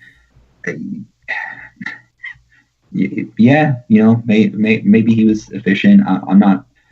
I'm just throwing it out there. There's stats and there's tape, and okay, the QBR says he was number 3. That's great. He didn't look like the number 3 best quarterback on the weekend. You know what I mean? Not by Ryan Fitzpatrick looked phenomenal in stats, and analytics probably was number 1. Phenomenal, but he actually looked it. He was actually slinging the ball all over the place. You know what I mean? So it also. So where did Aaron Rodgers fall in QBR this year or this week? Aaron Rodgers was 17th with a 41.0, but obviously he had a bunch of issues. Okay. Then let's say what was Drew? You said Drew Brees was up there for QBR this week, right? Drew Brees was number 2. Sam Darnold was number 3. Okay, so number 2. So what was Phillip Rivers? He had a pretty good week. Phillip Rivers was 12th with a 50.8. And Phillip Rivers was had a pretty good game. He was throwing them out there. And Drew Luck was number 8. I honestly, guys, there's probably not a lot of people on the waiver wire with Andrew Luck. He was 25 to 29 at some point. His completion percentage was bananas. He surprised me because he really looked rusty and just off with timing and his throws and just the juice behind him. He looked awful all preseason. I avoided him like the plague in drafts. So this first week for him to really come out there and have a pretty good game I was glad to see it. What about, just want to know, where did Alex Smith, where was his rating? Alex Smith was actually behind Sam Darnold at number 4. I was going to say he's a good example of someone who probably has a high QBR and he's an efficient quarterback. Super efficient. He is Mr. Efficient. And I'll be honest with you, I've seen enough to know exactly what I'm going to get, and I'm saying this as a fan, what I'm going to get from Alex Smith week to week. Yeah. I am going to get a consistent quarterback who makes completions. He won't turn the ball over. Will he throw it deep? Possibly not. He's going to take what the defense gives him. He'll make plays with his legs, and he's going to keep you from a lot of the 3rd and 18s, a lot of the 3rd and 9s. He's not going to make the stupid play because I watched the replay and he, had enough mindset to throw the ball away when you needed to, not take the sack when you needed to. So to me, I like having Alex Smith as a quarterback. I think Alex Smith is probably worth 7 to 8 wins just by himself. Now, when you have a healthy Jordan Reed who looked really good Sunday on the field, when you have a healthy Chris Thompson on the field, it makes it a whole lot better. And then when you have AP doing what he did, but that's just week 1. I was surprised that they did it against Arizona because Arizona's got a pretty good defense. So I was surprised to see the Redskins put up over 200 yards of rushing on Arizona. So, I mean, and with Alex Smith, I feel like if he's going to be in the top 5 QBR rating every week, that means he's not turning the ball over. Absolutely. It means he's completing a lot of passes, which means, if we're putting up 24 points a game, I like that from an offensive standpoint. Some teams you may need to put up like 30, but 24 should win you most games. And the average in the NFL to win a game is 23. So okay, you're absolutely right. Yeah. So let's round this off. So let's do like the top 8 QBR real quick. Who do you think was number 5 after Alex Smith? So it goes Ryan Fitz, Drew Brees, Sam Darnold, Alex Smith. Who do you think was number 5? Maybe Keenum or Russell Wilson. Joel, what do you think? I was thinking Case Keenum. He was sticking out to me. Denver did pretty well. Case Keenum was 14th. Patrick Mahomes, number 5. Mahomes, I forgot about Mahomes. He oh my gosh, Tyreek Hill. What a crazy day he had. What a fucking beast, dude. Like, you can't go get him now. Like, I wish I could trade for him, but his draft capital is just way too high. Who has him in our league? I'm not even 100% sure, dude. I try. Like, I thought about it, and I was like, I don't even know what I got to sacrifice to go get him. Because I would trade Devontae Adams right now to go get Tyreek Hill. Probably you'd have to give up more than that. It wouldn't be worth it. I think in the long run, whatever you gave up right now wouldn't be worth it. I found out who has him in our league. I bet you Tyreek Hill's a top 5 wide receiver this year. Crazy. Top 5. Yeah. In our league. Jesus. How about number 6? So behind Mahomes, what are a couple that stuck out to you this week? We'll go to 8. So what's number 6?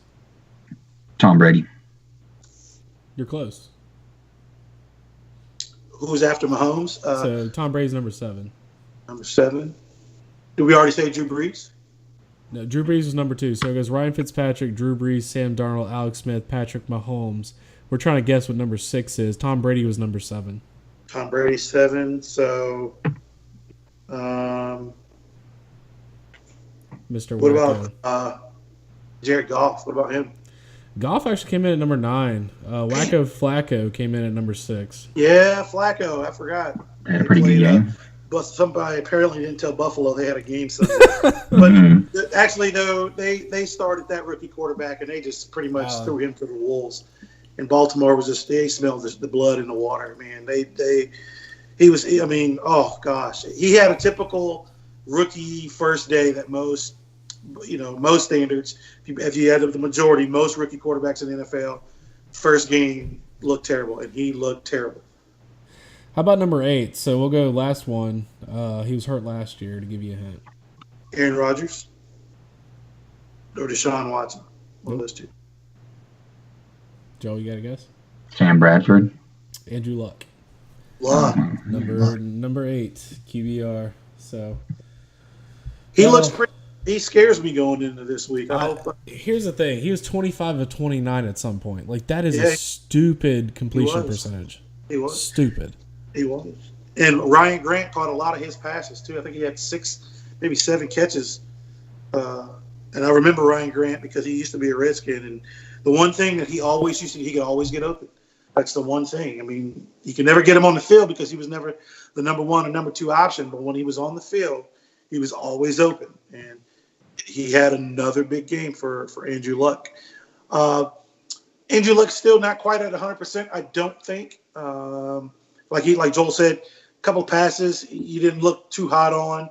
Plus, the Colts of the team kind of fell apart in the fourth quarter. I mean, they got outscored, I think, 17-0 in the fourth quarter. They went into the fourth quarter with a lead, I think, 23-20, ended up losing that game 34-23. So hopefully they, carry that same sloppy game to DC on with them on Sunday. Is there anybody specifically that stuck out to you? Obviously, Tyreek Hill had a fucking crazy week. Julio Jones had a banana week.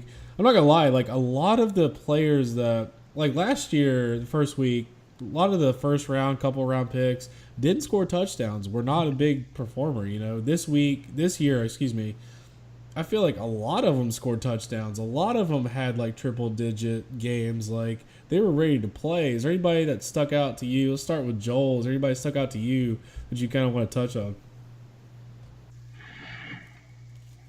In any position or just wide receivers? Any position at all. James Conner obviously is a big name. I liked him when he was in Pittsburgh. His whole story. This week was a perfect example, I believe, on what I said last week. This could be could be a door shutting on Le'Veon Bell's time in Pittsburgh. I really think if he does this the next couple weeks, that Le'Veon Bell. The problem is he has to sign before they trade, but they may start making those things happen because. I think it's only making it worse on Bell the longer he holds out. So it's either going to work one or two ways. Either Le'Veon Bell's going to go, oh crap, he's making me look bad, or Pittsburgh's going to trade him. Like I don't know, but I think James Conner's a good one. Emmanuel Sanders was phenomenal. I think I mentioned him last week. That Case Keenum was probably going to fall in love with him. Really excited about that. Let's not get off of Connors real quick. For a second. Obviously, I think he battled cancer. He came back. I think that has something to do with it. I think the fact that his offensive line is the first touchdown celebrated like crazy with him, right? It was obvious that they were behind Connors. If I'm Le'Veon at this point, look, there's 2 options, like you said. One, I can dig my heels in and say, fuck you, I'm not coming back till 10 weeks so that I'm eligible for free agency. And even then, they're not probably going to play him for at least a week or 2 to get him back into game shape ready, right? If he does end up playing. If. Here's the thing, Rodney. If I were you and you know this, are you trying to let's say you're going to make the playoffs. Are you trying to trade for Le'Veon Bell at this point because you have Connors that'll take you to the playoffs? If you're Pittsburgh, do you trade Le'Veon Bell? No. If I'm a fantasy player, right, and I have Connors, which I do in most leagues. Okay. Are you trying to go get Le'Veon Bell because if he comes back, let's say week 10, that's right before the fantasy football playoffs, and then they want to run Le'Veon Bell into the ground. Now you got your number 1, aka or number 2 running back that scores 20 points a week not in there anymore. Are you trying to go get Le'Veon Bell from the Le'Veon Bell owner? Nah, if I got Connors, I'm going to ride Connors. Because to me, it's like, okay, if you want it, that's if Le'Veon Bell was on waivers. If I didn't have to give up anybody for him, then yes. Because after about week 6 or 7, if you don't see him sign, a lot of people are going to drop him. So if you're saying by week 10, you said by week 10. So by week 10, that means nobody. That means he hasn't played. You drafted Bell in the first round. You don't think anybody's going to hold on to him till week 10 to like maybe have the chance for him to play in week 11, 12? If he hasn't come back about halfway through the season, he ain't coming back. Nah, I don't foresee anybody. But if he wants to get traded, he has to be a free agent, and for him to qualify for a free agency, he has to come back by week 10. He has to report. You had so much just like worry in your voice in that one, Justin. Are you really worried about Le'Veon Bell? Yeah, honestly, like here's the thing: like if the Le'Veon Bell owner doesn't make the playoffs, I'm not worried. But like 2 of the 4 of the leagues that I'm in, they won their first game without Le'Veon, and if they make the playoffs, I mean, now I'm worried. Connors goes out, Bell comes in week 12, week 13. Yeah. You would be worried too. He took you to the playoffs, right? I don't think anybody. I personally don't think anybody would. I don't think anybody would drop him. A lot of people hung on to Zeke and didn't trade Zeke, not knowing when. Well, because they knew Zeke was coming back after 6 games. They knew they had Zeke going down the 6 games. Yeah, but like the worst possible thing happened, and he missed the last 6 weeks. So those guys who rode Zeke the whole year were suddenly without Zeke in the playoffs. You know what I mean? Like at the end of the year, trying to make the playoffs, and then without the playoffs. So you're saying that Le'Veon Bell, if Le'Veon Bell is available for you to pick up at week 10, that says he hasn't played yet, and he ain't gonna play. I feel like that if he hasn't played, if you're an owner and you have him, and by week 8, if he has not played, I'm like, they're not dropping him.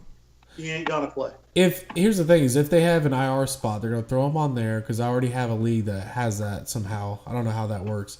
Yeah, they have to be designated as IR to be going to IR spot. And that's what I thought for some reason. But apparently he's designated as out, and he still throws on the IR.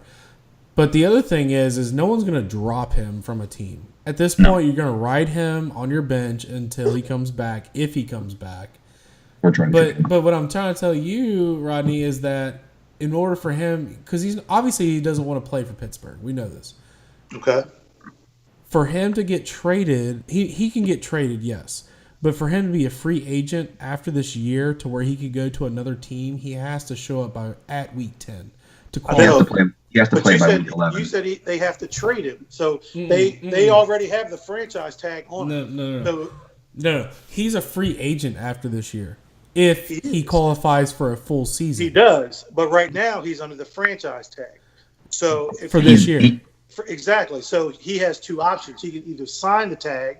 If he signs the tag, that means he's going to come back and play. If he doesn't sign the tag, which he has not done, then he has no one. He's not going to come back. So he has to. He has to. So the franchise, if he does not sign by week 10, he is automatically uneligible as a considered year, and he cannot be free agent next year. Pittsburgh could still franchise. Pittsburgh still has his rights next year. Yes. So if he doesn't play at all, if he holds out past week 10, then he's Pittsburgh's to handle again next year. I think that's true for the first year you franchise tag a player, but if you do it in consecutive years, you give up that right. And the reason why I think I know this to be true is because the same thing happened to Washington last year because they signed Kirk to a two years consecutive franchise tag. We'll look it up and we'll come back and we'll revisit it on next week. Okay. Let's put a pin in it. But I'm almost positive if you do it consecutively, which is the reason why you hardly see players get franchise tag in consecutive years, is because you lose that right to do what you just said.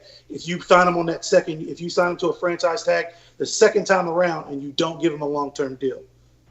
Correct. But the thing is if it's a single year franchise tag, like Joel was saying, in order for you to qualify as playing for a team for an entire quote-unquote season, you have to show up by week 10 and sign it. They know that they're going to... Here's the thing is Le'Veon Bell knows they're going to run him to the ground. He knows that the future of his health is going to be in jeopardy when he comes back because they're going to run him 30, 35 times a game. And that's what he's worried about is, look, I can only make this money once in my lifetime. I can probably play for another 3 or 4 years. If I put an additional 300 to 400 carries on my body, it's not going to be cool going forward. It's not going to help me, and honestly, that's the worry. And honestly, if he didn't show up for week 1, there's no reason he shouldn't show up for the first 10 weeks. Like, it's either week 1 or week 10 he's going to be here. But we'll put a pin in it. Yeah, put a pin in it. So, all right. I know we've been on here for damn near almost 2 hours.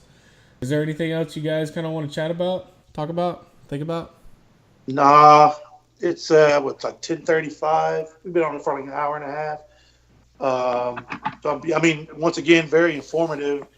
I kind of wish because me and Justin touched on right before we signed on. Joel was the college games. Texas A&M and Clemson. I told him I went back and saw the replay. Let's touch on that for real quick.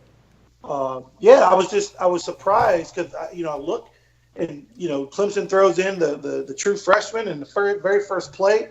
He throws a bomb to the house. I think that was more on the receiver than anything, but it still counts as the touchdown pass. So I go like, whoa, Clemson's got this game in hand, 14-0. And I look at the final score the next day, and it's 28-26. And it said, they survived a scare. I'm like, what the hell? I was like, what were they doing? And then I look at Florida State. Florida State's playing Samford. I look at the replay of that game, and that kid McKnight, I think he's still open. And then Florida State still hadn't covered. Yeah, they still can't cover him. I mean, man, he was like, what if the Samford quarterback just wasn't throwing the ball up and Florida State was picking him off left and right because he was just really throwing up lobs. Samford might have won that game. But that's college football season, still early too. And when you're talking about Florida State, new coach, new system, those players, got to learn that system. So they're going to take their bumps and bruises this year. Is Florida State talented? By far. So, this could be a season where they go 7-4, 6-5, and maybe make a bowl game, not the season that they want. But I always, I was telling Justin this, with the big schools, when you're a one-dimension school like Duke, North Carolina, Kentucky, Kansas, and basketball, and then when you talk about schools like Michigan, Texas, Notre Dame, Clemson, and football, when you're a brand new coach at that school, that fan base, you got to win, and you got to win now. You're always going to have talent, so if you don't win, they're pretty much blaming you. But when you come in as a new coach and you got a brand new system that you're trying to teach, it usually takes you a year or two to recruit the players that you need to fit the system that you want to run. I think Chip Kelly was a perfect example of that. When he first went to Oregon, his system didn't work that great until he was able to get like a Marcus Mariota in there to run that offense. I mean, look at UCLA. They're 0-2. Yeah. Was this his first year? Yeah. Yeah, UCLA, okay. Yeah. Exactly. First year. Got to give him a year to recruit. And Chip Kelly's an established college quarterback. He's done well in the NCAA. Well, my thoughts on, the two games in specific that you mentioned, Clemson. Oh man, I try to tell you, Justin. I try to tell you not to sleep on Texas A&M, and you were laughing. Trying to. Yeah, they're an SEC school. I'm just saying. Not trying to. So here's the thing. The reason I was saying don't sleep on them is because Texas A&M is an SEC school. They ran an SEC offense. They had an SEC defense. The talent was SEC level. I don't. So going. Good. So going into that game, the reason I said don't sleep on him is because Jimbo Fisher was going to be, going to feel at home. I don't think there wasn't really talent missing. The systems aren't. Jimbo came from the SEC. He ran the SEC style defense and SEC style offense at Florida State. You know what I mean? So it was I think that's Texas A&M is going to be one team you may see do pretty well this year, even with a first-year coach, because the system's not vastly different. Whereas Florida State is going to struggle because, the players and the system that they ran last year with those players is vastly different than the players that Willie will recruit. A vastly different system, like vastly different. Let me talk on Clemson real quick, since we're gonna talk about that game real quick, bro. Let me do this, right? Look, I ain't gonna lie to you. I was sweating fucking bullets the entire time, dude. I was worried. I was screaming. I don't understand. 3 things. Let's say 3 points. 1, Kelly Bryant put to rest all my doubts that game. Every one of them. There was the first drive. He went down there and scored. They pulled him. They put Trevor Lawrence in. They're going to pull their same crap. I get it. He's the hottest thing since sliced bread from the freshman side of recruiting. I get it. All right. Okay, so he gets in there. He throws a 1-for-1 dime for 40 yards, which, like you said, it was a receiver that made that happen. Scored a touchdown. He's 1-for-1 with a touchdown, 14-0. Okay, now we're rolling.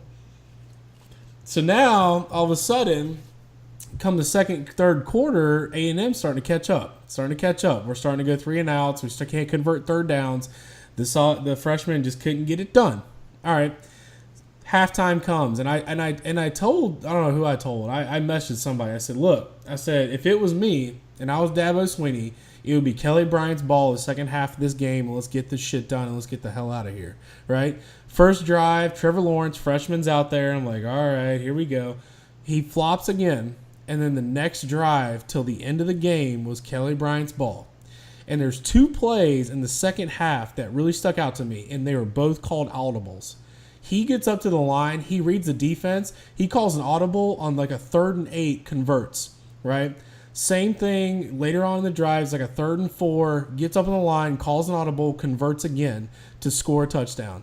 And I said, you know what? It's Kelly Bryant's ball. He put to rest all my doubts. I think Kelly Bryant is the truth. He's been on the big stage. He's been to the playoffs. He knows what he's doing. I know he got rocked by Alabama last year. We all had our doubts in the spring training game. I get it.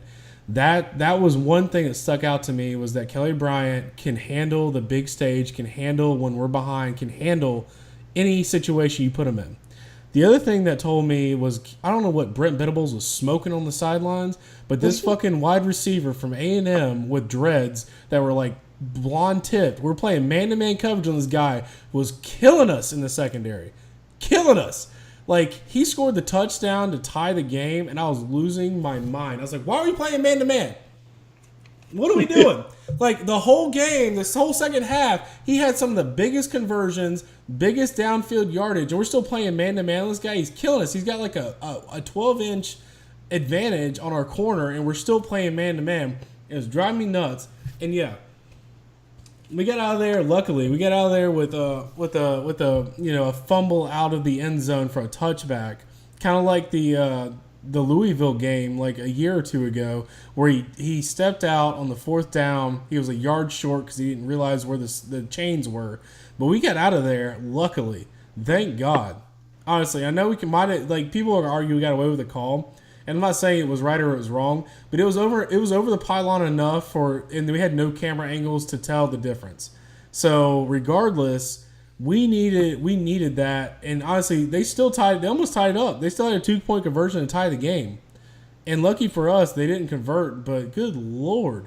That was a learning lesson for Trevor Lawrence, for Kelly Bryant, grew up right in front of her eyes. And if anything, if we're going to go down there and play Alabama, and this is the sad thing, right? Alabama is the standard. If we're going to play Alabama ever, we got to play fucking better than that. And that's the truth. Yeah, the one thing that you have to remember is, these are, regardless of, the polls, standings, records, these are still 18, 19, 20, 21-year-old kids that we're talking about. And every now and then, professional athletes, it's not really hard for them to be mentally dialed in. I mean, they get paid to do a job. So on Sundays, you figure about 95, 96, maybe 97% of them are completely dialed in. All right. So you got a college kid, let's say you take a 5-star athlete from Florida State or whatever, just to use him as an example, and you're going up against Sanford on a Saturday night, and the guy that's guarding you or covering you at cornerback with a 2-star recruit. So you're figuring, all right, there's any day of the week this guy's going to cover me. So maybe your focus and your mindset is not really where it needs to be.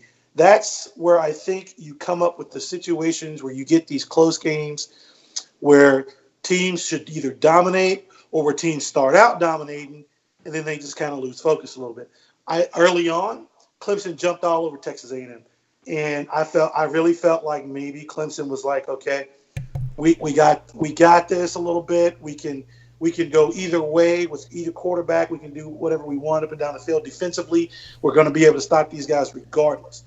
Florida State, probably same mindset. Their athletes are not as good as ours. So we should be able to dominate these guys. And it's the same old adage when you talk about the underdog, especially in a football or basketball game. The longer you keep them around, the harder they are to beat. Sanford and Florida State could play 10 times. And I would probably say Sanford should probably lose all 10 times. There should never be a scenario where Florida State loses to Sanford in a football game. And then when you look at Texas A&M and Clemson, you're playing on the road, SEC team, hostile environment. There's no way you shouldn't go in not focused, not prepared.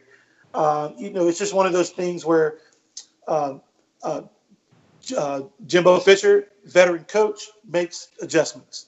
And veteran coaches, regardless if he's coaching a team, first time around, he's going to make the adjustments. And that's what they did. They made the adjustments on Clemson. So, it's the college football season, once again, still too early.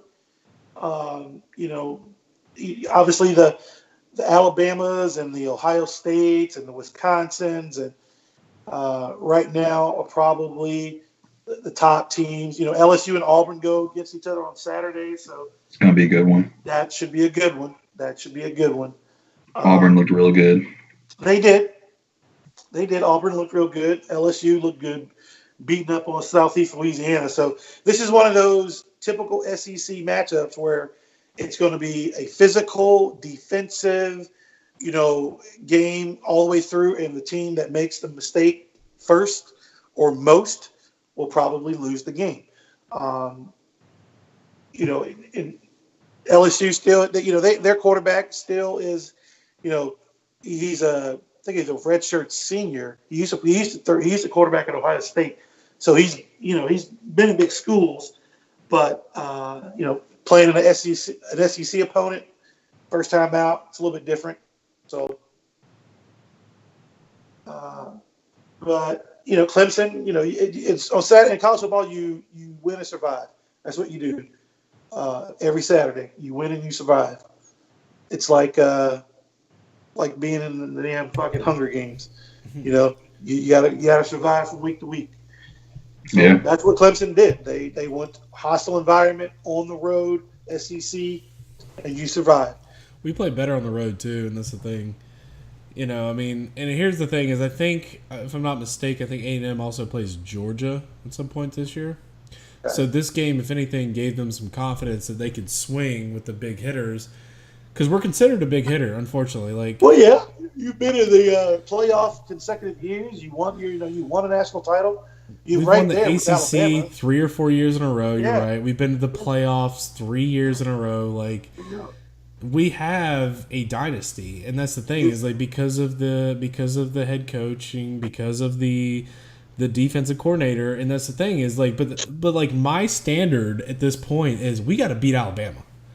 We just have to, and I'm sick and tired of losing to them. Everyone is, I'm sure, and that's the thing. It's like the Bill Belichick of fucking college football.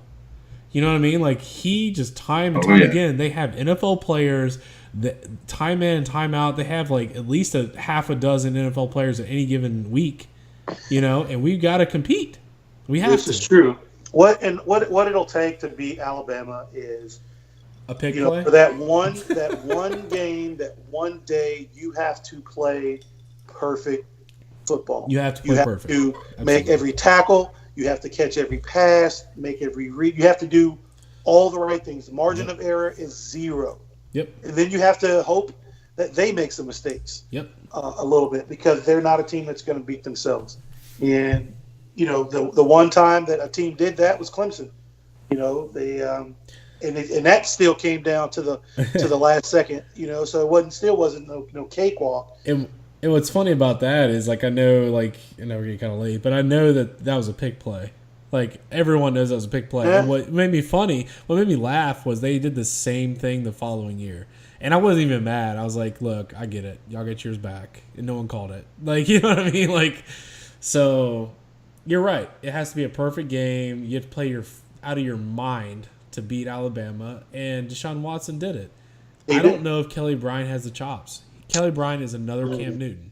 Kelly Bryant, he can beat the weekend and week out, but can he do it on the big stage again? Does he remember last year? and I wonder if that's going to really motivate him. I think this new quarterback has really got him motivated. And I hope it does. I really do. Yes, sir. You go to a big school, play football or basketball, you got to look over your shoulder because there's always some 5-star recruit right behind you ready to take your spot. So, definitely. All right, guys. So I guess we can wrap this up. I know we're getting kind of late. Appreciate you guys coming in here, having fun. This is a blast. Awesome. I'll put it up on YouTube. I'll send it to you guys again, probably tomorrow, the next day.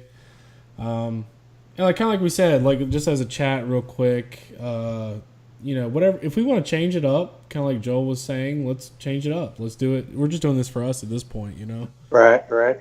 So, I mean, I kind of like the format tonight. It was kind of fun. It's kind of all over the place, but I think we got a lot of good points across, and I think we had a lot of good information.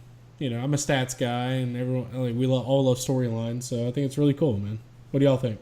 I think it's great. I think I think we took what Joel was saying about loosen up a little bit. We had a little bit more fun with it, which is probably the reason why it went a little bit long because we were having a little bit more fun with it too. So. But I definitely like the flow of tonight's podcast, just kind of winging it, but still being informative, still being dialed in on certain topics, and it doesn't necessarily have to be a topic that we prepare for. If you just want to throw something out there out the blue just to get like a right there on the spot type analysis or opinion about something, just throw it out there, And I think we did it a couple of times when we went to talking about the college game. I think that's cool too, and honestly, I know my league. Joel knows this. I do videos every week. I think this year I'm going to try to do a podcast, so I might just do like a private one, or if Joel or Rodney wants to hop on that, that's cool. Talk about my league. I do this thing we call the Donkey Trophy every week. So whoever scored the least amount of points, you're the jackass of the week. And nice. Then, yeah, it's pretty funny. I've got the oh yeah lineup. So basically, whoever scored the most points of the week. So it's kind of fun to give shit, like boom, chicka, wow. So nice. It's pretty. No, funny. I mean, I'm pretty sure I had the week, man. Oh yeah, I'm definitely. I'll see if you did. I'll hit you up. I'm sure you did. Sometimes I didn't lose, so I doubt that's the fact. But if Rodney wants to join in, that's cool. I could send you the results and stuff. It's up to you guys, But at least personally, I'm going to do that. I don't know when, either Wednesday or Thursday. I usually try to post it by Friday or Saturday because I usually don't get it by Thursday night, but I try to. Right. But honestly, Rodney, if you kind of want the same thing in your league, I don't mind. I know you don't have a Facebook post, or a Facebook page, but if you want us to kind of, I don't mind digging into yours too and just kind of talking through. Man, it would make it fun because we got like within our league, we got a lot of people like Rob and like Jason and Cam. They're football-minded people too, so they wouldn't mind. I know they wouldn't mind seeing a little video of little analysis of what whose team did what, who put up the points, who needs to go back to the drawing board, like he sucked. Yeah. All that. All right. So let's maybe tomorrow or the next day I'll hit both of you guys up. Honestly, if you're interested, just let me know. If not, no big deal. It's not an obligation or anything like that. But let's go ahead and close this out. I'm Justin. I'm Rodney. And I'm your boy Joel. And until next time, fellas, we'll see you. Later. Have a good week, fellas. You too, bro. Bye. Bye.